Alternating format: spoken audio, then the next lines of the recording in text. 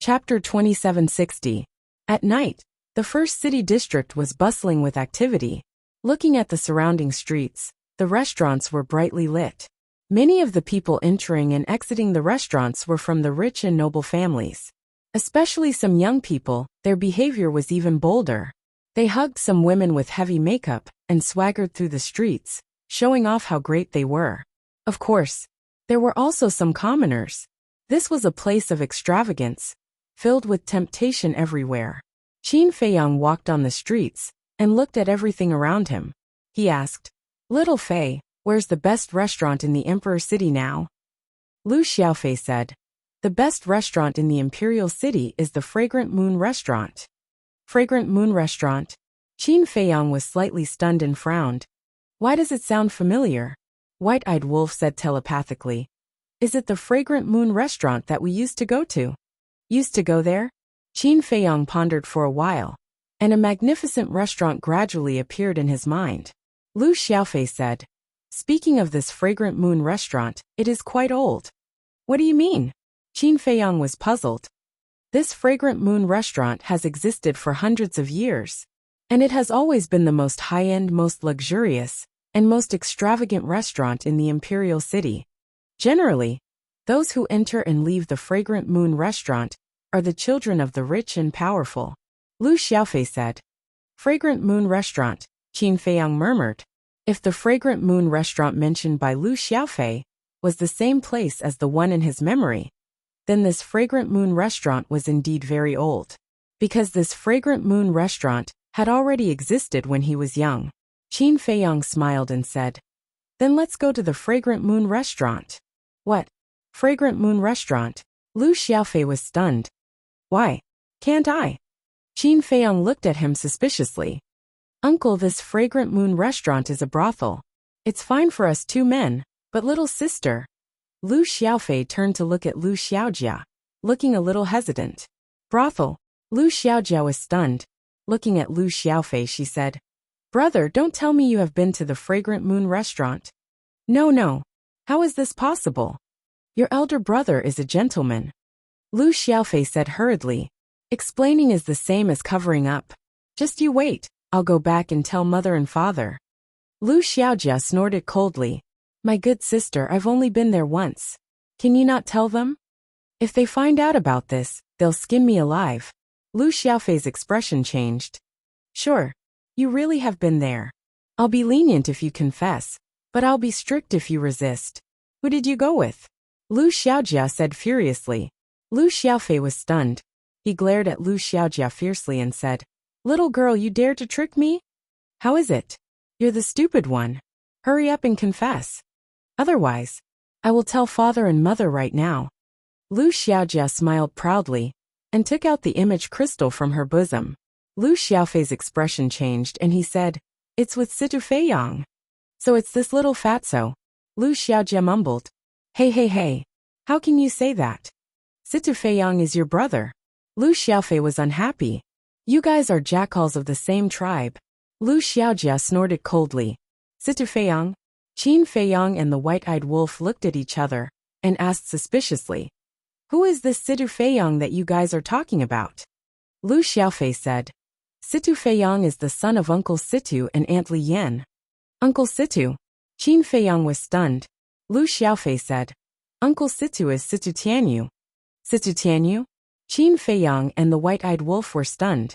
Wasn't this fatso's name? Aunt Liyan, that's right. This was the damn fatso. They didn't expect that the damn fatso and Liyan already had a child. They even named the child Situ Feiyang. The only difference between him and Qin Feiyang was their surname. But then again, these guys were really fast. Lu Hong and Lu Zheng had a son and a daughter. Fatso and Liyan also had a son. He just didn't know how Ling Yunfei and Zhao Shuang'er were doing now. Thinking back, these three pairs of enemies had gotten married at the same time. "Then your Uncle Situ?" Qin Feiyang was about to ask about Fatso's whereabouts when he suddenly frowned and said, "Wait, that's not right. Why do you guys also call him uncle?" "We have another uncle," Lu Xiaofei said. "Who?" Qin Feiyang was stunned. Lu Xiaofei said, "Ling Yunfei." "What the hell?" Qin Feiyang and the White-Eyed Wolf looked at each other. How did they all become uncles? You have to ask mother and father about this, because mother told us to call him that. Lu Xiaofei said. I see. Qin Feiyang suddenly understood. It seemed that the situation was similar to his. Qin Feiyang said. Then where are Ling Yunfei and Fatso now?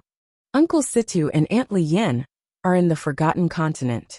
They are all busy people now, especially Aunt Li Yan, who is in charge of the trading pavilion of the Forgotten Continent. She is a real strong woman.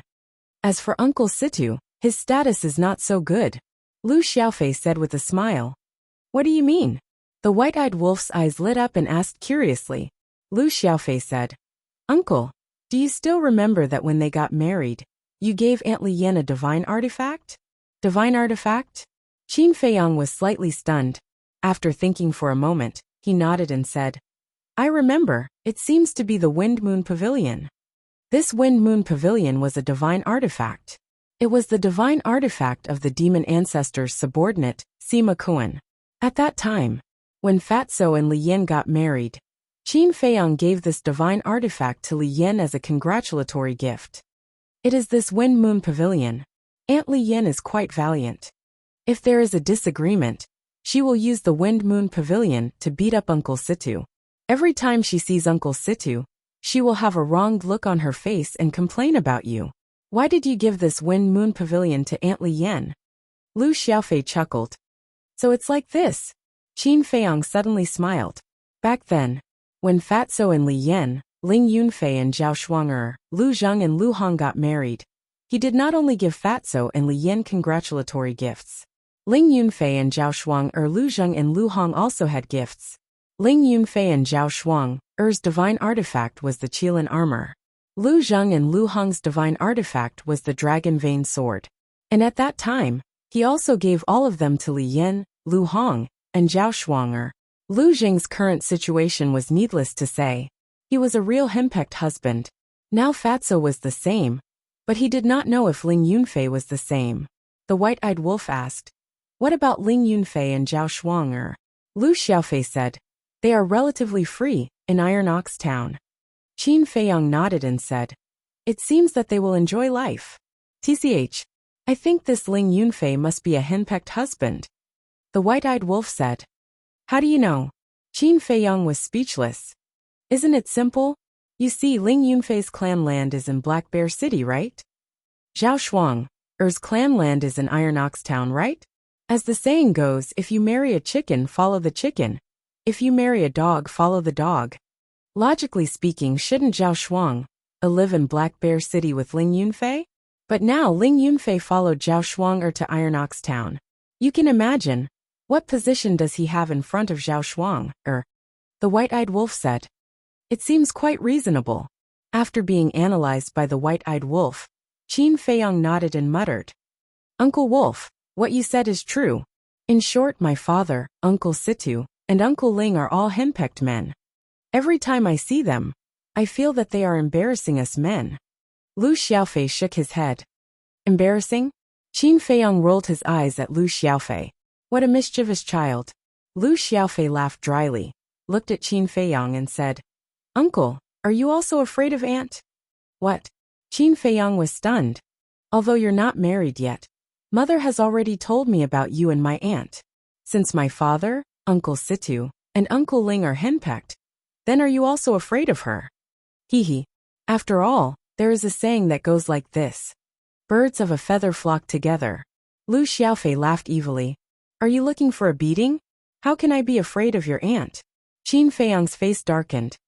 Although you say you are not afraid, you must be very afraid in your heart. Lu Xiaofei laughed evilly. Kid, I find that you are really naughty. Qin Feiyang was helpless. At this time, Lu Xiaojia pointed to the front and said, Uncle, we have arrived at the Fragrant Moon restaurant. Is that so? Qin Feiyang raised his head to look, and saw a magnificent restaurant in front of him. This restaurant had a total of 50 floors, gorgeous and magnificent. It is indeed the Fragrant Moon restaurant, Qin Feiyang whispered. After hundreds of years, it still hadn't disappeared. There were 2 waiters at the door, welcoming the guests warmly. Suddenly, the 2 of them found that Qin Feiyang and the others were standing motionless at the entrance. One of the waiters immediately stepped forward and shouted, "What are you looking at? Is this a place where you can afford to spend? Don't block the way here, scram." Because they deliberately dressed up, Qin Feiyang and the others looked particularly inconspicuous. And Lu Xiaofei was a young man after all. When he heard the waiter's words, he immediately said angrily, "Don't look down on us." As for Qin Feiyang, looking at the fragrant moon restaurant, memories kept appearing in his mind. He still remembered that this was the place where he officially met the first prince. He still remembered that this was the place where he met Qin Shi and Qin Yu. Qin Shi and Qin Yu were once his maids, but because of his relationship with them, they were implicated and were sent here by the first prince to be singers. Later, although he saved the two women couldn't let go of the humiliation they suffered in the fragrant moon restaurant and committed suicide.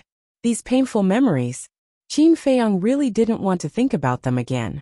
But memories, they couldn't be controlled.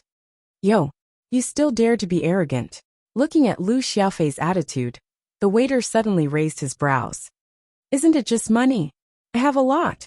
Lu Xiaofei took out a large amount of gold coins and threw it at the waiter, saying indifferently, "Take this as a tip for you." And the waiter was slightly taken aback. He glanced at the closed doors on the ground. There were at least a few hundred of them. So arrogant, so generous, could it be that he was a disciple of a big family? Chapter 2761. The waiter couldn't help but size Lu Xiaofei up again. No matter how he looked at it, he didn't have the temperament of a wealthy family. Immediately, the waiter couldn't help but sneer secretly. It seemed that he was just a nouveau riche. "Thank you for your reward, young master." On the surface, the waiter smiled and bent down to pick up the gold coins. So many gold coins, it would be a waste not to take them. Then, the waiter retreated to the side and said with a smile, "Please come in. Uncle, let's go." Seeing that Qin Feiyang was still thinking about something, Lu Xiaofei gently tugged at the corner of Qin Feiyang's clothes. Qin Feiyang came back to his senses and nodded. "Okay. Wait." But suddenly, the waiter reached out to stop them, looked at the white-eyed wolf, and shook his head. "I'm sorry, Fragrant Moon and his rules, livestock are not allowed to enter." Livestock? The white-eyed wolf was stunned. Was he talking about it? Impudent. Lu Xiaofei was also stunned. Then he shouted, "Do you know where it came from?" "It's just a dog. Who cares about its origin? As long as it's an animal, it's not allowed to enter the Fragrant Moon Inn." The waiter shook his head. Livestock. Things. Not to mention Lu Xiaofei. Even Lu Xiaojia was very angry. This was their Uncle Wolf. It was actually so humiliating. The white-eyed wolf's eyes turned cold as he stared at the waiter and said, "Say that again." "And a dog can speak human language? It seems that it has some cultivation. However, livestock are still livestock. You still can't go in." The waiter sneered. "You're courting death." The white-eyed wolf's eyes were filled with coldness. Lu Xiaofei and Lu Xiaojia clenched their hands together. Back then, suddenly, a calm voice sounded. "En." The waiter, the white-eyed wolf, Lu Xiaofei, and Lu Xiaojia all turned to look at Qin Feiyang.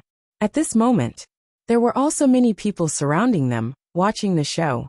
Back then, I had always blamed Big Brother for the death of Qin Shi and Qin Yu, but I forgot about the accomplice of Fragrant Moon Inn.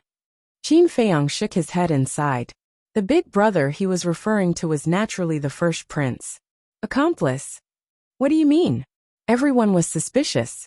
Lu Xiaojia also asked suspiciously, "Uncle Wolf, what's wrong with Uncle?" White-eyed Wolf thought to himself. He must have recalled some painful memories. The Fragrant Moon brothel used to be the property of the first prince. After the first prince died, no one paid much attention to the Fragrant Moon brothel. And because of this, it continued until the end. To tell the truth, the Fragrant Moon brothel should thank Qin Feiyang. Otherwise, the Fragrant Moon brothel would have already become history. And now, a waiter actually dared to humiliate the white-eyed wolf? Wasn't he courting death? "Let's wipe them out." Qin Feiyang sized up the Fragrant Moon Inn and said calmly, "I was waiting for you to say that." The white-eyed wolf chuckled and swung its claws back. With a loud bang, the entire Fragrant Moon Inn collapsed. "What?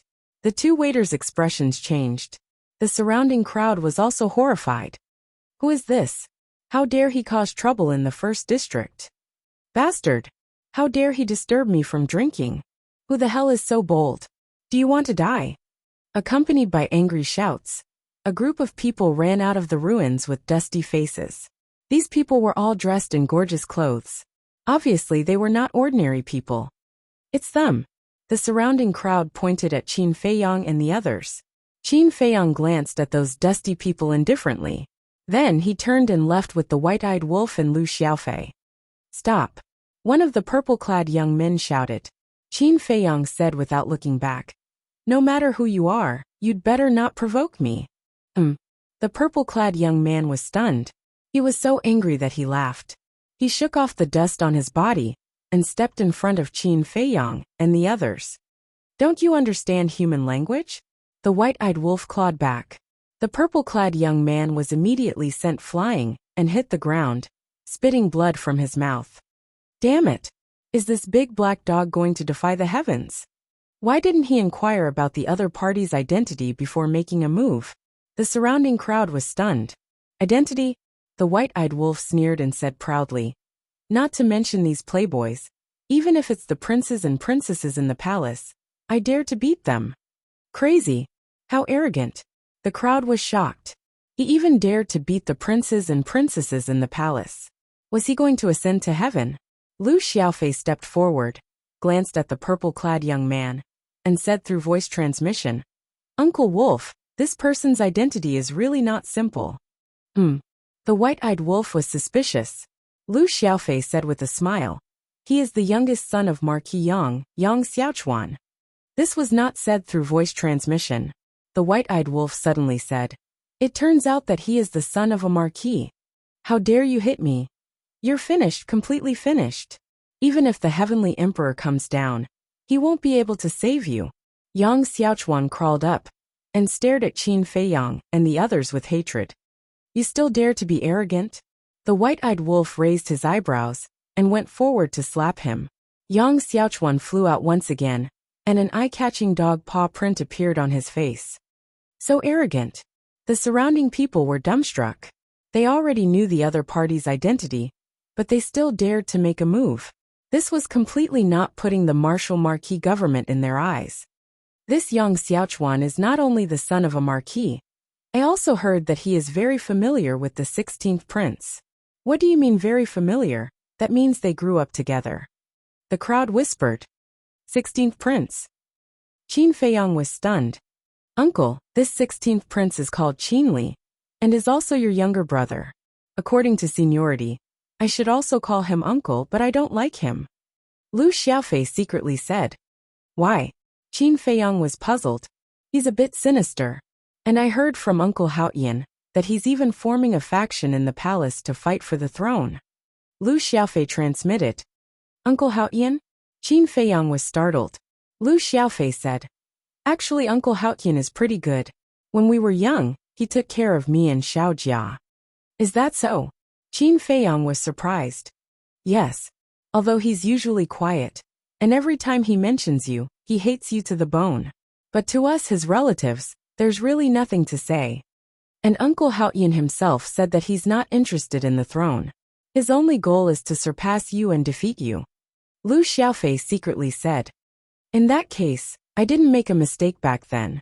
This throne, he really needs to be the one to inherit it. Qin Feiyang laughed. I'm afraid it'll be difficult. Lu Xiaofei shook his head. With your uncle here, there's nothing difficult. Qin Feiyang secretly laughed. That's true. Lu Xiaofei nodded. His uncle was omnipotent. How dare you? Suddenly, a cold snort sounded out. Shua. In the next moment, a young man wearing a golden python robe descended from the sky. Behind him, there were 6 black armored guards. Lu Xiaofei raised his head and sent a sound transmission. Uncle, he is Qin Li. Qin Feiyang raised his head to size up Qin Li. His appearance was outstanding, his temperament was extraordinary, and his cultivation was not bad either. 9-star war sect. However, there was a trace of gloominess between his brows. Qin Feiyang then looked at the 6 black armored guards. Looking at the armor on the 6 of them, Qin Feiyang felt nostalgic. Because these 6 people were the Black Iron Army of the Imperial Palace. Their cultivation was all at the level of a 1-star war saint.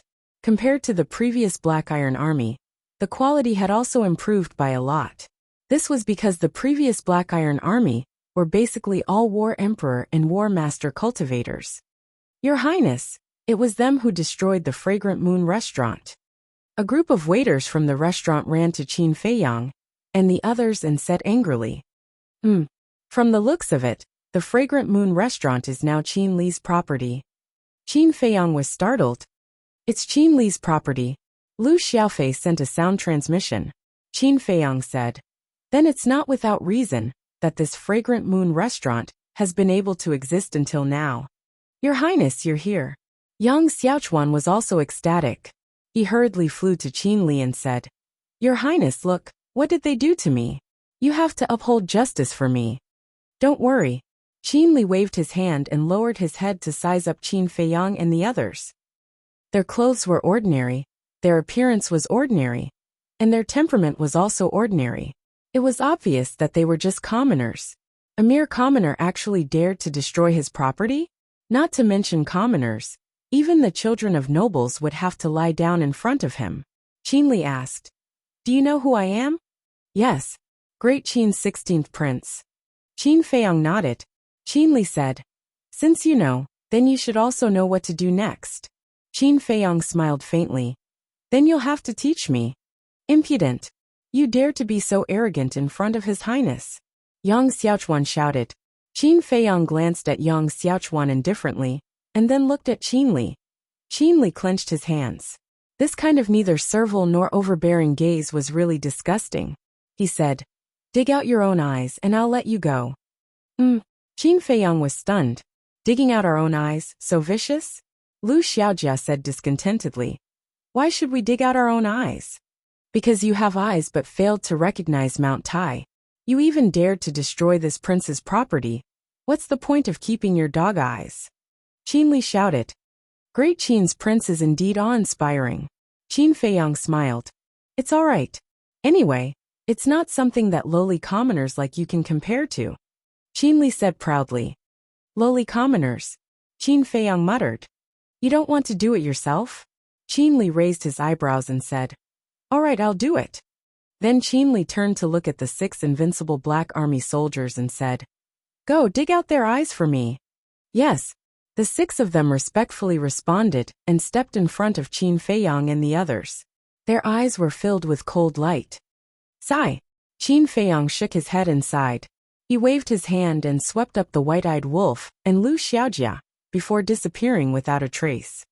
Where did they go? How did they disappear? The 6 invincible Black Army soldiers were shocked. They quickly scanned the crowd and found nothing. It can't be. They disappeared in the blink of an eye. This speed is too fast. The surrounding crowd was also horrified. Your Highness, this. Yang Xiaochuan was also stunned. He then turned to look at Qin Li. Find them. Issue an arrest warrant. Even if you have to flip the entire imperial city upside down. You have to find them. Qin Li shouted. All right. Yang Xiaochuan nodded. This person was the current emperor Qin Feiyang's father. Greetings, Your Majesty. The civil and military officials immediately lined up and respectfully knelt on the ground. The emperor sat on the dragon throne and said lightly, Rise. Everyone stood up. The chief eunuch next to him shouted, If there's something to report, leave the assembly. Your Majesty, I have something to report. A middle-aged man immediately walked out. Young Wuho, what's the matter? The emperor said, Your Majesty, last night in the 1st district, a few criminals openly attacked and injured my son, and they threatened that they would even dare to beat up the princess and the prince. Yang Wuho said angrily, What? They even dare to beat up the princess and the prince? Who is so bold? As soon as Yang Wuho said this, the civil and military officials suddenly became restless. Is there really such a thing? The emperor frowned. Yes. At that time, the 16th prince was also there. Yang Wuho said. The emperor looked at the chief eunuch next to him and said, Call the 16th prince over. Yes. The chief eunuch responded respectfully. Then he disappeared in a flash. Soon, the chief eunuch took Qin Li back to the throne room. Qin Li knelt on the ground and said respectfully, "This son greets father. Get up and talk." The emperor waved his hand. "Thank you, father." Qin Li bowed and gave his thanks before standing up. The emperor said, "I heard from Yang Wuho that someone beat his son last night?" "Yes. Those people are extremely arrogant and even threaten to beat us princes and princesses. This son has issued a warrant. I believe it won't be long before they are caught." Qin Li said, "Warrant?" The emperor was slightly stunned and frowned. "Why didn't you ask me first for such a big thing like a warrant?" "Father, please calm down. This son was also afraid that they would run away, so I made the decision on my own. This son was also planning to report this matter to father after the morning assembly." Qin Li hurriedly said. The emperor said, "Only I am qualified to issue a warrant for arrest in the Great Qin. Next time, don't act on your own." "This son obeys the decree." Qin Li nodded and secretly heaved a sigh of relief. "Since the warrant has been issued, then let's wait for the news. Is there anything else? If there's nothing else, then you can leave." The emperor said indifferently, I still have something to do." As soon as the emperor finished speaking, a calm voice suddenly sounded outside the hall. Everyone was stunned and hurriedly turned their heads to look. This voice was very unfamiliar, but there was a trace of surprise in Qin Li's eyes, because this voice was very familiar to him. It was the person who shouted at him. But why would this person appear outside the throne room? One had to know. This throne room was the holy land of the imperial palace. Other than the civil and military officials, even princes like them had to obtain the emperor's permission in advance before they could enter. At the same time, outside the hall there were 8 guards. These 8 people all had the cultivation of the war emperor. They wore a set of flame armor and looked majestic. On their armor, there was a Qilin pattern. They were the Kirin army, which was of a higher level than the Invincible Black Army. The 8 members of the Qilin army were surprised when they heard the unfamiliar voice. Whoosh! In the next moment, 3 people and a dog appeared in front of the throne room. "Who are you? How dare you trespass into the throne room?" The 8 people immediately took out their weapons and pointed at the 3 people and the dog.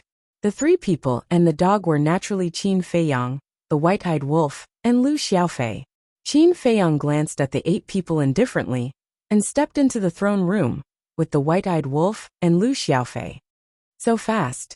The 8 people were shocked and quickly chased into the throne room. They shouted, "Those who trespass into the throne room die. Make them pout." Qin Feiyang glanced at the white-eyed wolf. The white-eyed wolf grinned and waved its paw. The 8 people immediately flew out of the throne room and rolled on the ground. They were in a sorry state. So strong. Seeing this scene, not only the civil and military officials, but also the emperor was shocked. "Father, it's them." Qin Li immediately ran to the emperor and said, "Yes, your majesty, it's them who injured my son."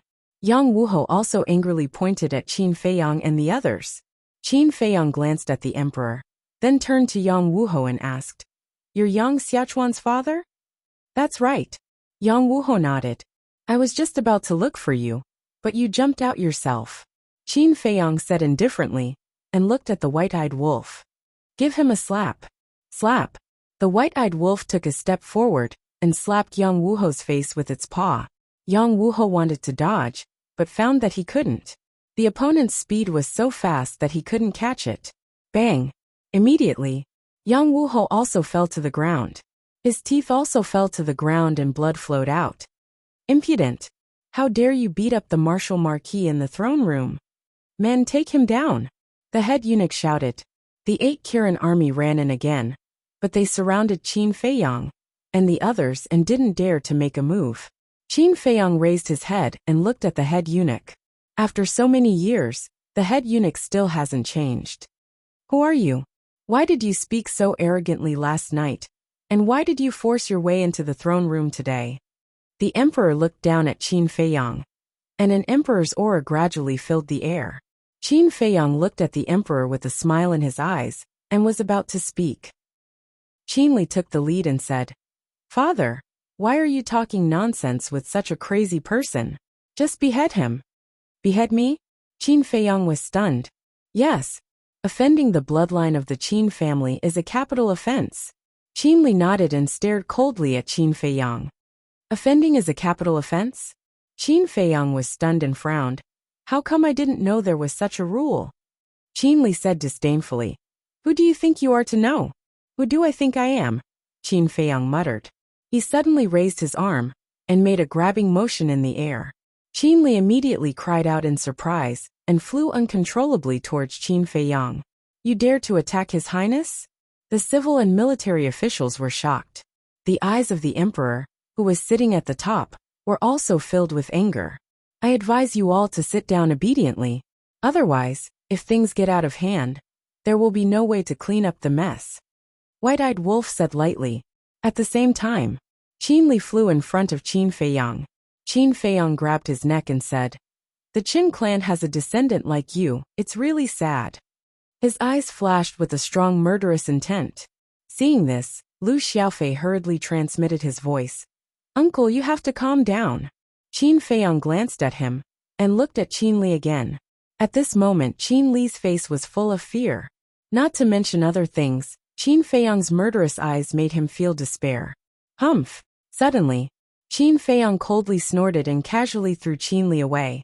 Qin Li immediately flew out and hit a stone pillar next to him. He immediately felt dizzy and blood gushed out. It seems that you really don't have the heart to do it. White-Eyed Wolf shook his head. Qin Feiyang shook his head and smiled bitterly.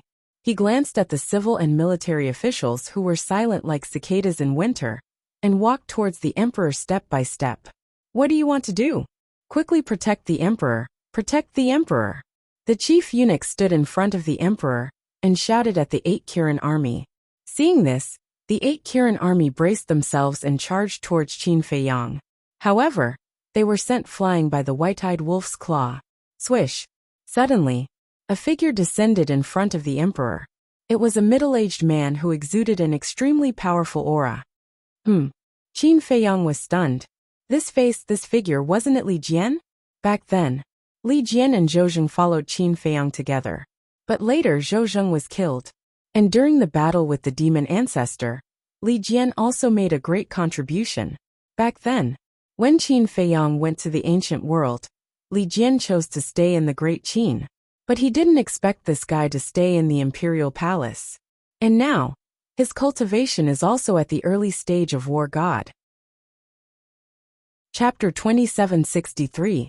Qin Feiyang still had a deep impression of Li Jian, because the first person to comprehend the mysteries of becoming a god was Li Jian. Now that Li Jian stayed in the imperial palace, he was undoubtedly the guardian of the Great Qin Empire. However, Qin Feiyang felt a little regretful about Zhou Zheng's death. It was not because Zhou Zheng was powerful, but because Zhou Zheng and Li Jian were good friends. The reason why Li Jian worked so hard was to avenge Zhou Zheng. Uncle Jian kill him. Whether it was the civil and military officials or the chief eunuch, they were all relieved when they saw Li Jian. Qin Li even immediately roared. The Qin clan is not something you can offend. Li Jian stepped forward and stared at Qin Feiyang with murderous intent in his eyes. Then why are you protecting the Qin clan? Qin Feiyang smiled faintly. Because of one person. Li Jian said. All right. Qin Feiyang nodded. Needless to say, the person Li Jian was talking about was him. In other words, it was because of him that Li Jian stayed in the Qin clan to protect the Qin clan. Boom! In the next moment, Li Jian slammed his palm toward Qin Feiyang. But he did not use his divine power. Because once he did, it would affect everyone in the imperial palace. Although your cultivation has improved a lot over the past few hundred years, you are still no match for me. Qin Feiyang shook his head, raised his arm, and pointed his index finger at Li Jian's palm.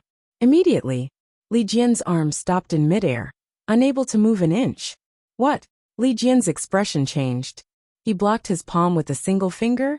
Furthermore, it had completely nullified the power of his palm strike. What kind of power was this? What kind of technique was this? The emperor and the others were also dumbfounded. As one of the guardians of the Great Qin Empire, he could not even do anything to a single finger? How big was the gap between their strength? Don't be presumptuous. Suddenly, along with a shout, Another 4 figures rushed into the throne room. Qin Feiyang and the white-eyed wolf looked over, and a smile flashed in their eyes. They were all old acquaintances. Actually, it was an old man. It was Elder Qin, whom he hadn't seen in a long time. This old man was the true protector of Great Qin, because he had always taken it upon himself to protect Great Qin. And whether it was in the past or now, that had never changed. Once he went to the spiritual state alone, and fought against the mermaid clan. The other 3 people were the Qin Sheng trio, who had been living in seclusion in the back mountain. After a few hundred years, the 3 of them seemed to have been reborn, looking hale and hearty. All of this came from their cultivation bases. In the past, when they were nearing the end of their lifespans, they had always been in a state of self-sealing, which was why they looked old and senile. But now, they had all broken through to the initial stage of the war god realm, and their lifespans had been extended. Whether it was his body or his mind, he had become completely different from before. Great Qin's 5 guardian gods have all arrived. Brat, prepare to die. Young Wuho stared at Qin Feiyang and roared.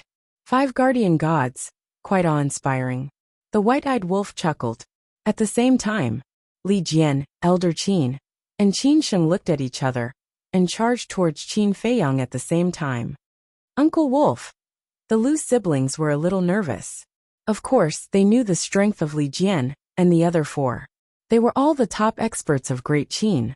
It seems that you still don't understand the difference between the 9th heaven realm and the war god realm. Not to mention the 5 of them. Even if there were 10,000 of them, they would only be killed in an instant. The white-eyed wolf transmitted his voice. Even 10,000 of them can be killed in an instant? The siblings were shocked. Was the difference between the 9th heaven realm and the war god realm really so big? In the blink of an eye, Li Jian and the other 4 had already arrived in front of Qin Feiyang. The surrounding civil and military officials all thought that Qin Feiyang would dodge or even escape, especially Qin Li, whose face was full of a cold smile.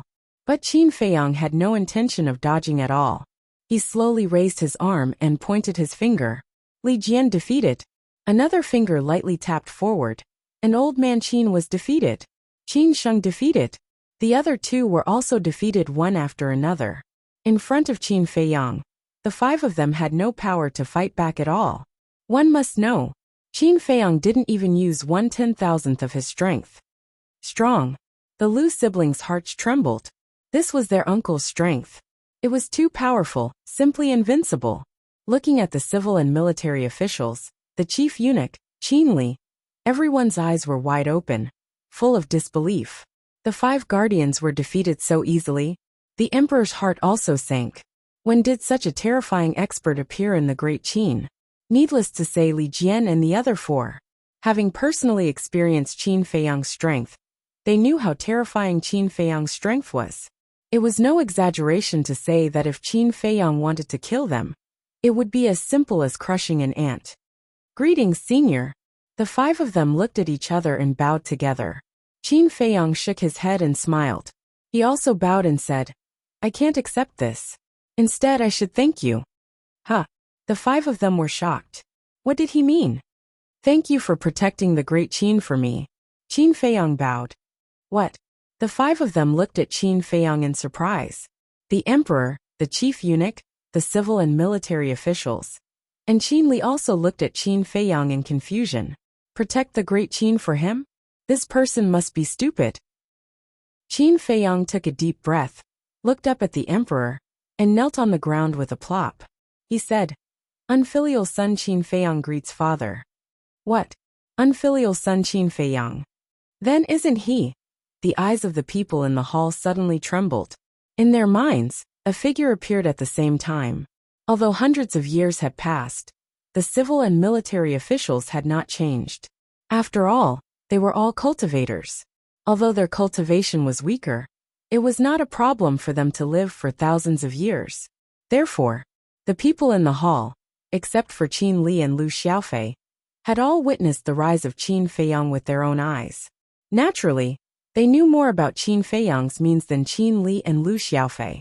Feiyang. The emperor's eyes also trembled slightly as he looked at Qin Feiyang. Qin Feiyang took out a facial restoration pill and put it in his mouth. Soon his true appearance was restored. Feiyang.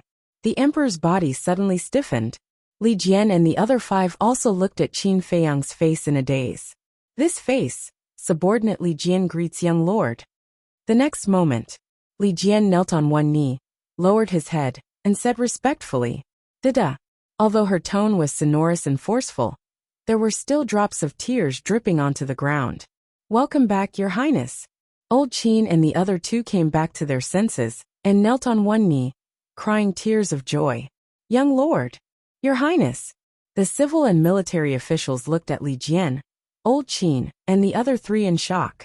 Qin Li did not know, but they knew that the young lord that Li Jian mentioned was only one person. Qin Feiyang. There was only one person who could make Old Qin and the other 3 kneel on one knee and respectfully call him Your Highness. Qin Feiyang. Is it really him? The civil and military officials looked at Qin Feiyang's back and wanted to go forward to confirm, but no one dared to take a step forward. Qin Feiyang. At this moment, Qin Li was also in a state of confusion. He did not expect that this person was actually his biological brother. He could not help but panic in his heart. Although he was very unfamiliar with this big brother of his, he had heard rumors about this big brother of his since he was a child. The emperor also finally came back to his senses and hurriedly walked to Qin Feiyang, squatted on the ground, and looked at Qin Feiyang's face. It really was this child. He's back, he's back. At this moment, the emperor could not help but roar in his heart, and tears welled up in his eyes. He quickly reached out and pulled Qin Feiyang, saying, "Child, get up, let me take a good look at you." "Father." Qin Feiyang slowly got up and looked at his father's face. "It really is my son. Except for his cultivation, he's still the same as before. There's no change at all." The emperor looked at Qin Feiyang for a moment and hugged him tightly. "It really is him." Yang Wuho looked at this scene and collapsed on the ground, his face full of horror. This unfilial son of all people had to provoke this man? Was this man someone small characters like them could afford to offend? Although Marquis Wu had supreme status and authority in the Great Qin Empire, in front of Qin Feiyang, all of this was nothing. Wuho, in front of this man, as long as he said a word, he would be instantly destroyed. Cough cough.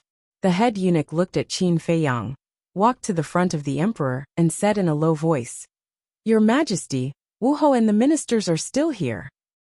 The emperor was slightly stunned, looking at the civil and military officials below. He was so excited that he forgot about these people. "What are you all still doing here?"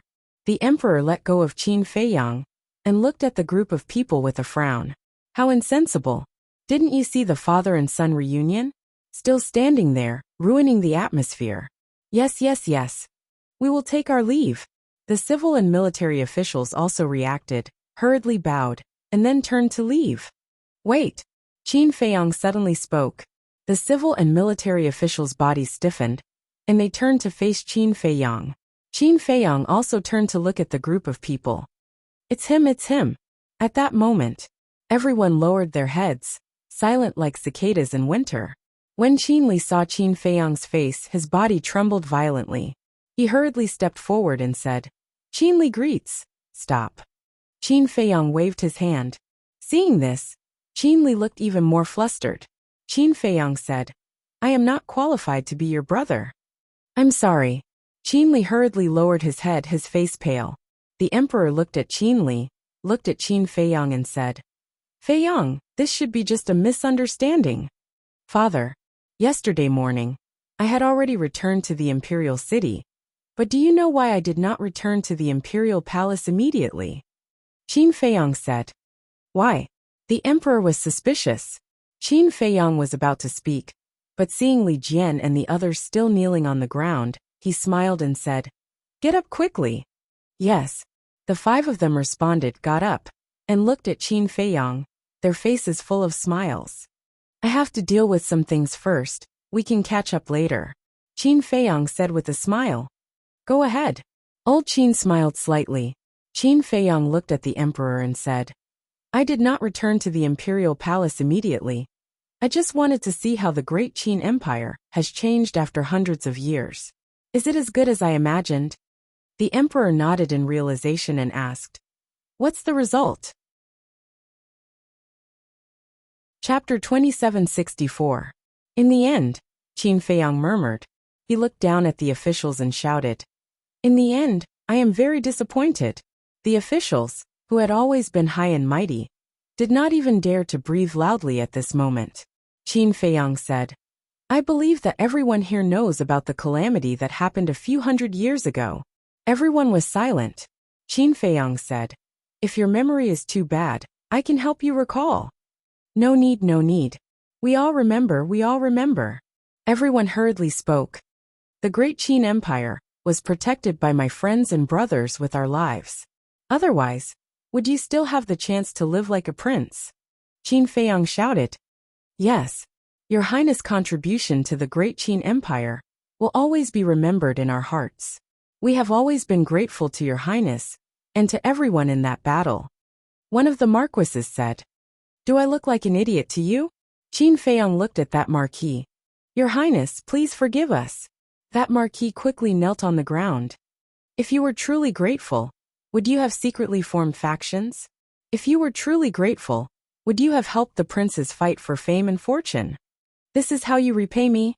Qin Feiyang shouted. Plop! Upon hearing these words, all of the officials fell to their knees in fear. Qin Feiyang looked at Qin Li and shouted, "And you kneel?" Qin Li's gaze trembled, and he could not help but look at the emperor. The emperor looked at Qin Li and sighed inwardly. From now on, everything will be decided by Qin Feiyang. The meaning of this sentence was very clear. Whoever did not listen would be defying the emperor's authority. Qin Li's face became paler and paler as he knelt on the ground powerlessly. Qin Feiyang glanced at Qin Li, then swept his gaze over the civil and military officials. "I originally thought that after that calamity, the people of the Great Qin Empire would put aside their selfish desires and truly unite. But now it seems that I was really wrong. How long has it been since the calamity? I think it's only been a few hundred years." He can't help but start stirring up trouble again.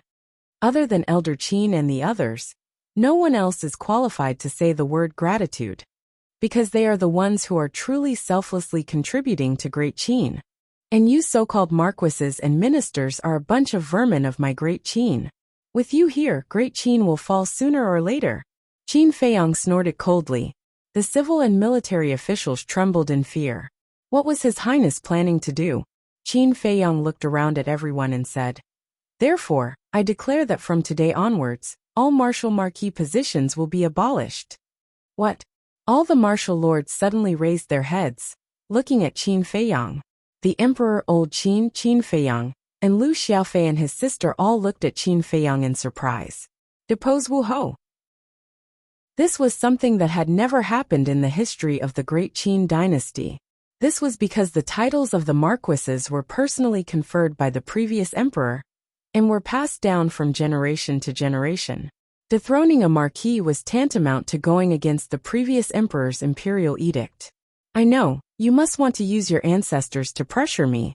But I'm sorry, my ancestors are still alive, and this time when I return, I will report this matter to my ancestors."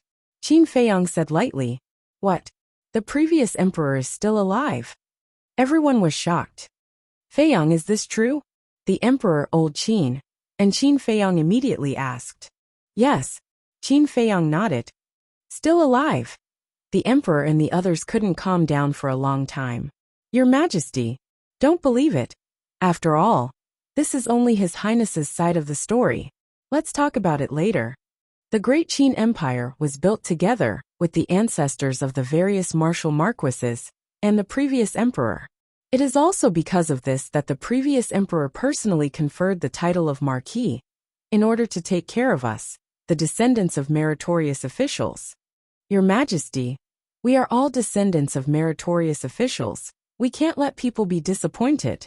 All the marquises looked at the emperor and cried out. The emperor frowned, looked at Qin Feiyang, and said, "Feiyang, this is indeed a lack of consideration. Father, if you don't make a decision, you will suffer. Do you want the next Zhuge family to appear?" Qin Feiyang said. As soon as he heard the Zhuge family, a trace of killing intent flashed in the emperor's eyes. Qin Feiyang looked at the marquises and said, "If you can play your part and live like a prince, why would I treat you like this? But unfortunately, you don't know how to appreciate kindness. The ancestors did indeed give you the title of Marquis to take care of you, the descendants of meritorious officials. But what about you? All these years, what have you done? Relying on the death exemption token given to you by the ancestors, you took bribes, perverted the law, and connived with your descendants to bully men and women. What qualifications do you have to continue to be the marquises of the great Qin dynasty? As for what can't let people be disappointed, that's ridiculous. The great Qin dynasty has protected you for more than 10,000 years. No matter how big the favor is, no matter how big the contribution, it should be paid off. Don't tell me, we have to protect you for hundreds of thousands of years, or even millions of years. I believe that even your ancestors will agree with my decision when they see what you are doing now. Dethroning the marquis position is not negotiable. Chief, draft the decree immediately, Qin Feiyang shouted. The chief eunuch looked at the emperor. The emperor took a deep breath, returned to the dragon throne, and said indifferently, "Do it." "Yes," the chief eunuch respectfully replied. "Your Majesty, you can't." The marquises were burning with anxiety. If they were really dethroned from their marquis position, then what difference would there be between them and the ordinary people below? Then all the glory, all the power, they would no longer exist. "We have said that we will listen to Qin Feiyang. What he said is the imperial edict." The emperor said expressionlessly, Your Highness, we won't dare to do it again. In the future, we will be down to earth and dutiful. Please give us another chance." The marquises looked at Qin Feiyang again, begging with snot and tears. "To tell you the truth, back then, I had the idea of dethroning the marquis position. It was because your ancestors were all heroes of the founding of the country that I let you go. But I didn't expect that you still don't repent. What? You all want to control the government? Then do you want me to give the great Qin to you?" Qin Feiyang said. We don't dare. Your Highness, this is the last time, I beg you. We promise that in the future, we will know our place and not participate in any prince's disputes. The group of people cried out in despair. Qin Feiyang turned a deaf ear, turned to the chief eunuch and said, "Is it done?" Yes. The chief eunuch nodded his head repeatedly, holding the golden imperial edict. He walked in front of Qin Feiyang. Qin Feiyang glanced at it and said, "Read it to them." "Yes," the chief eunuch respectfully replied, lowering his head to look at the imperial edict. "By the will of the heavens, the emperor decrees that today, all the marquises will be dethroned from their positions and reduced to commoners. If there are any rebels, those who disobey will be exterminated." The moment the imperial edict came out, all the marquises collapsed to the ground. Gone. Everything was gone. Qin Feiyang swept his gaze across the group of people and said indifferently, "Of course, my great Qin is not someone who does not care about old friendships. Although you are no longer marquis, you can stay in the imperial capital, but..." At this point, Qin Feiyang changed the topic. With a monstrous killing intent, he said, "If because of resentment, you secretly cause trouble and destroy my great Qin, then don't blame me, Qin Feiyang, for being merciless." Qin Feiyang waved his hand, and a wave of divine power appeared, pouncing towards Marquis Yang. Ah! With a mournful scream, Marquis Yang died without a corpse. Seeing this scene, everyone was scared out of their wits, especially Qin Li, who knelt on the ground trembling. Was this Qin Feiyang's method? As soon as he came back, he dethroned all the marquis, and even killed Marquis Yang in front of everyone? Li Jian. Qin Feiyang looked around and shouted again, "Your subordinate is here." Li Jian walked in front of Qin Feiyang and bowed. Qin Feiyang waved his hand, and a golden sword appeared and said, "This is a legendary level artifact. I will now officially bestow upon it the name of the dragon-slaying sword." Legendary level artifact? Li Jian, Old Man Qin and the others were startled. What level of artifact was this? Was it very strong? "Now, I will give you the dragon-slaying sword. Remember, the dragon-slaying sword represents me, beheading the incapable ruler, beheading the rebellious minister. Qin Feiyang said. Subordinate accepts the order. Li Jian took the dragon-slaying sword. As my friend, as the guardian of my great Qin, you must help me protect the great Qin's mountains and rivers. If you discover that a minister has the intention to rebel in the future, or if you discover that some princes are secretly colluding with the various marquis, kill them all without mercy. Qin Feiyang glanced at Qin Li and said, Yes. Li Jian also looked at Qin Li and nodded heavily, his entire body emitting a sharp aura. Good method. The white-eyed wolf whispered. This guy really had a trick up his sleeve. With a loyal subordinate like Li Jian, and this dragon-slaying sword that could kill everything, he could completely crush the ambitions of the various princes and marquis. As long as these people did not stir up trouble, the great Qin would be able to maintain eternal peace. As expected, looking at Li Jian and the dragon-slaying sword, the group of ministers immediately became as obedient as lambs. Qin Li was also in extreme despair. Among these marquis, there were many people who supported him. Now that the various marquis had been dethroned, it was equivalent to turning everything he had painstakingly built up over the years into bubbles. There's one more thing. Qin Feiyang let out a long breath and said to Li Jian, Find Qin Haotian for me. If he doesn't come, cripple his cultivation. Yes. Li Jian did not ask anything, and left with the dragon-slaying sword. Feiyang, why are you looking for Haotian? The emperor looked suspiciously at Qin Feiyang. Feiyang, isn't crippling his cultivation too serious? Haotian has been quite obedient these years and has not made any mistakes. Moreover, he is very respectful to your mother. Old Qin and the others thought that Qin Feiyang was going to make a move on Qin Haotian, so they pleaded for Qin Haotian. Don't worry, I won't hurt him. Qin Feiyang smiled slightly. Hearing this, old Qin and the others breathed a sigh of relief. But thinking about it, it made sense. When Qin Haotian was still a child, Qin Feiyang did not hurt him, let alone now. After all, the current Qin Feiyang was so powerful that even they could only look up to him. How could a mere Qin Haotian be a threat to him? Chapter 2765. Uncle Jian, let go of me. I can walk by myself. Soon, a helpless voice sounded from outside. Then, Li Jian took Qin Haotian into the throne room. As soon as Qin Haotian entered the throne room, he found that the atmosphere was not right, and immediately looked at the civil and military officials around him. What's going on? Greetings, father. Then Qin Haotian looked at the emperor above. But when he saw Qin Feiyang next to the emperor, Qin Haotian's eyes suddenly trembled. Qin Feiyang was also looking at Qin Haotian. Sure enough, he had grown up. He was 1.8 meters tall. His eyes were like stars.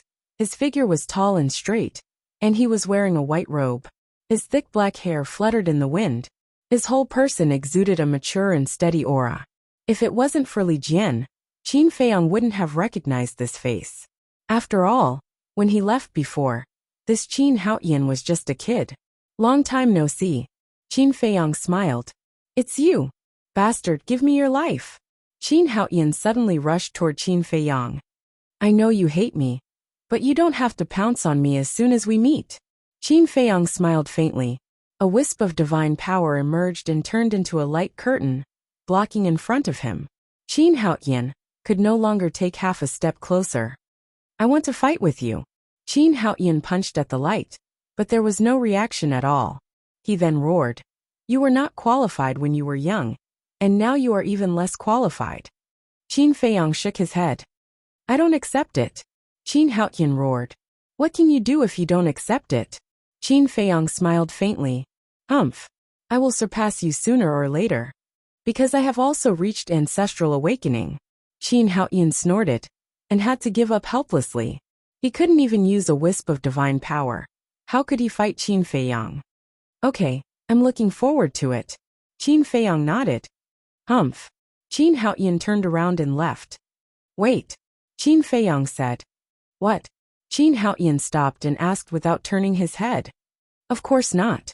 I don't think you're that weak. Qin Feiyang said lightly. It's good that you know. I'm stronger than you think. Qin Haotian said. Qin Feiyang said. If that's the case, then accept the decree. Receive the edict? Qin Haoyan was stunned. He turned around and looked suspiciously at Qin Feiyang. Qin Feiyang said, "From now on, you are the crown prince of the great Qin, the future emperor." What? Qin Haoyan's expression froze. The gaze of Qin Li, who was kneeling at the side, also slightly trembled. The emperor, Qin Feiyang, Elder Qin and Qin Sheng, as well as those ministers, all looked at Qin Feiyang in astonishment.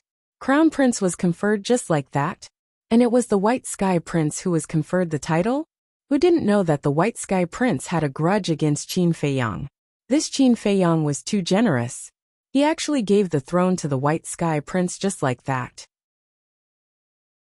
Qin Haoyan looked at the emperor and asked suspiciously, "Father, is this your idea?"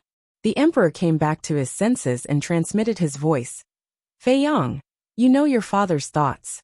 In your father's heart, you are the most suitable successor to the throne. It is also because of this that I have not conferred Haoyan as the crown prince. But father, you also know what I think.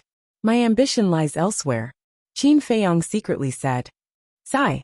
The emperor sighed secretly and said helplessly, "Then do as you wish." Qin Feiyang looked at Qin Haoyan and said, "Why aren't you accepting the order?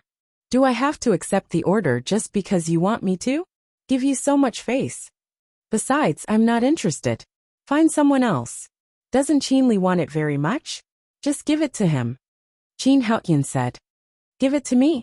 Qin Li, who was kneeling on the ground, was stunned. Then, he raised his head and looked at Qin Feiyang expectantly. Qin Feiyang glanced at Qin Li and said to Qin Haoyan, "He's not suitable." "How am I not suitable?" Qin Li said angrily. Qin Feiyang said, "If I say you're not suitable, then you're not suitable. Aren't you looking down on me? You're my big brother. We're brothers. As for Qin Haoyan, he's just..." Qin Li said angrily, "Shut up." Without waiting for Qin Li to finish, Qin Feiyang shouted coldly. At the same time, Qin Haoyan also looked at Qin Li, a cold light flashing in his eyes. Qin Feiyang said, "Are you trying to say that Qin Haoyan is not born from the same mother as us?" "That's how it is." Qin Li snorted coldly. The emperor was also furious when he heard this and shouted, "You still dare to say it?" Qin Li lowered his head, feeling wronged. It was the truth. Why couldn't he say it? "Haoyan, don't think too much. Whether it's Feiyang or you, you're all my children." The emperor looked at Qin Haoyan and smiled. "It doesn't matter." Qin Haoyan shrugged and said indifferently, "If there's nothing else, I'll take my leave first." "Since you've received the decree, then take your leave," Qin Feiyang said. Qin Haoyan said angrily, "I said I'm not interested. Don't you understand?" Qin Feiyang said, "Then I'm not interested either. What should I do?" "How would I know? If it really doesn't work, just go to the street and pull someone over. I believe they'll be happy to inherit the throne." Qin Haoyan said angrily, "You're getting more and more outrageous, aren't you?" The emperor's face darkened. Go to the street and pull someone over? Is this what a prince should say? His heart was also full of helplessness. Qin Feiyang, whom he admired the most, had no interest in the throne at all. Fine then. He'll pass the throne to Haoyan. After all, Qin Haoyan's bloodline power had also returned to its ancestral state, and his temperament was not bad. In the end, even Qin Haoyan was not interested. What was going on? Why was the throne, which was supreme in the eyes of others, so worthless in the eyes of these two children? No, that was simply disdain. Qin Feiyang looked at Qin Haoyan and said, "So you're just determined not to take the throne?" "Yes." Qin Haoyan nodded. "Come with me." Qin Feiyang took a step forward and landed at the entrance of the throne room. He spoke without turning his head and walked towards a corner at the side. Qin Haoyan looked at Qin Feiyang's back and hesitated for a while, but in the end he still followed. "Do you know why I made you the crown prince of Great Qin now?" Qin Feiyang turned to look at Qin Haoyan and said, "No matter why, I'm not interested." Qin Haoyan shook his head. "What about father? Aren't you just concerned about him?" Qin Feiyang asked. "What do you mean by that? Me becoming the crown prince doesn't seem to have a direct relationship with my concern for father, right?" Jiang Haoyan frowned. "Wrong. Don't you see the current situation clearly? Take Qin Li for example, he's eyeing the throne covetously. If we continue to destroy his thoughts, who knows what crazy things he'll do. Perhaps in the end, he'll end up like the first prince, the state teacher, and Zhuge Mingying. Say, if it really comes to that, who do you think will be the most upset about it? Father, of course. Qin Feiyang sighed. Qin Haotian frowned and said, Aren't you back now? It seems that you're more intimidating than me. Qin Feiyang said, I'm back now, but I'll still leave. Still leave? Qin Haotian was taken aback. That's right. Qin Feiyang nodded. Then what are you going to do? Qin Haotian was suspicious. What I'm going to do is more important than protecting Great Qin. And it's hard to predict whether I'll live or die. It's very likely that this will be the last time we meet. Qin Feiyang smiled faintly. It's better to die outside. Qin Haotian snorted coldly. Fine. I'll try to fulfill your wish and try to die outside. Qin Feiyang smiled. Puffed. Hearing this, Qin Haotian couldn't help but laugh. That's right. You should smile more often, don't keep a straight face all day. Qin Feiyang said. Who's smiling with you? Qin Haotian snorted coldly. Qin Feiyang shook his head and smiled, saying, You're the third person to awaken the purple gold dragon blood other than me and my ancestors. I believe you have the ability to protect Great Qin. I'm really not interested. Qin Haotian's face was full of helplessness. I'm not letting you inherit the throne immediately. I'm just letting you be the crown prince first, and cut off the thoughts of others. In the future, if you feel that there's someone more suitable and reliable than you can give it to him. I really don't want Qin Li and the others to continue causing trouble like this. Not only will it destroy the relationship between brothers, but it will also directly affect the foundation and fate of Great Qin. After all, Great Qin is not only the blood and sweat of my ancestors, but also something I want to protect. Qin Feiyang said. Qin Haotian was silent. Qin Feiyang thought for a while and said, How about this? If you agree to be the crown prince, I'll also agree to one of your requests. Request? Qin Haotian was stunned. He looked up at Qin Feiyang and asked, Any request? Qin Feiyang nodded. Qin Haotian said, Aren't you afraid that I'll let you die? Qin Feiyang said, I believe you won't make such a request. I didn't expect that the person who understands me the most would be you, an enemy I haven't seen for hundreds of years. Qin Haotian coldly snorted. Qin Feiyang said with a faint smile, Whether it's an enemy or a brother, it's all for Great Qin. Fine. If you agree to fight with me, I'll agree to be the crown prince. Qin Haotian thought for a while and nodded. Fight with me? Qin Feiyang was stunned. This kid must be dreaming. Do you think I'm stupid? Of course, you'll suppress your cultivation and fight with me fairly. Qin Haotian said. A fair fight, Qin Feiyang murmured. What? You don't dare? Qin Haotian sneered. Qin Feiyang shook his head and said with a faint smile. Your request made me involuntarily recall the battle with my father back then. I've heard of that battle. In the end you won, so I'll definitely be able to defeat you now. The new generation excels the old. Qin Haotian clenched his hands and said firmly, You're so confident? Qin Feiyang was stunned. He looked at Qin Haotian for a while and nodded. All right, I agree. You can choose the time. Okay. When the time comes, I'll come find you. After Qin Haotian finished speaking, he turned around and walked towards the throne room. After taking a few steps, he turned back to look at Qin Feiyang and said, Remember, I agreed to become crown prince not for you but for father. As long as you agree, anything is fine. Qin Feiyang smiled faintly, and also walked toward the throne room. A simple conversation was enough for him to get to know this little brother he hadn't seen for hundreds of years. Apart from his hatred for him, everything else was good. He would definitely be a wise ruler in the future. Chapter 2766. Inside the palace, the emperor sat on the dragon throne with a smile on his face. Regardless of whether Qin Feiyang wanted to leave or not, he was very happy that this child could come back. Li Jian, old Qin, and Qin Sheng were also beaming with joy. For Qin Li, this was a very inconceivable thing, because after being together for so long, this was the first time he saw them laughing so happily. But Qin Li, the the ministers below, and the dethroned marquises didn't look so good. Especially Qin Li and the marquises. For those ministers, at most, they were afraid of Qin Feiyang. But Qin Li was different from the marquises. The marquises were dethroned, and their status and power were no longer there, and they were reduced to ordinary people. For them, this was undoubtedly a disaster. And Qin Li had ambition in his stomach.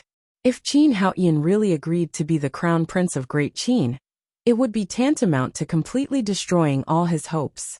Because Qin Haoyan himself was very outstanding, and was the most capable and the strongest among all the current princes. Of course, this didn't include Qin Feiyang. After all, Qin Feiyang wasn't in the imperial capital before. And most importantly, Qin Haoyan's bloodline was atavistic, and he had the rare purple gold dragon blood in the world. No matter how one looked at it, Qin Li didn't have the qualifications to compete with Qin Haoyan. In the past, it was also because he knew that Qin Haoyan had no interest in the throne, so Qin Li painstakingly planned. But if the ancestor Qin Haoyan changed his mind, then he really couldn't do anything. Especially behind Qin Haoyan, there was Qin Feiyang, this terrifying existence. Although they were blood brothers, Qin Feiyang's power in the palace left an indelible shadow in Qin Li's heart.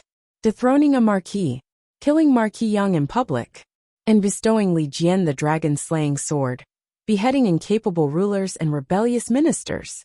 These things in Qin Feiyang's eyes were just small things. But in Qin Li's eyes, each of them was an earth-shattering event. Da-da. Accompanied by a series of footsteps, Qin Haoyan and Qin Feiyang returned to the Golden Luan Palace one after another. Whoosh! Immediately, everyone looked at the two of them. Qin Feiyang walked to the emperor's side and glanced at the officials below. He looked at Qin Haoyan and said with a smile, "Receive the decree." Who? Qin Haoyan took a deep breath and knelt in the center of the hall. He looked at the emperor and said, "This son accepts the decree." The emperor was stunned. Agreed? It's over. It's completely over. Qin Li, who was kneeling on the ground, immediately collapsed when he heard Qin Haoyan's words. His last hope was dashed. The emperor sent his voice. "Feiyang, what did you say to him?" "It's nothing much. I'm just trying to persuade them with reason and move them with emotion." Qin Feiyang snickered. "All right. Although it wasn't you in the end, I finally fulfilled one of my worries." The emperor nodded and looked at Qin Haoyan. "Get up." "Thank you, father." Qin Haoyan got up. The emperor turned to look at the chief eunuch and ordered, "Write a decree immediately and announce it to the world." "Yes." The chief eunuch nodded respectfully.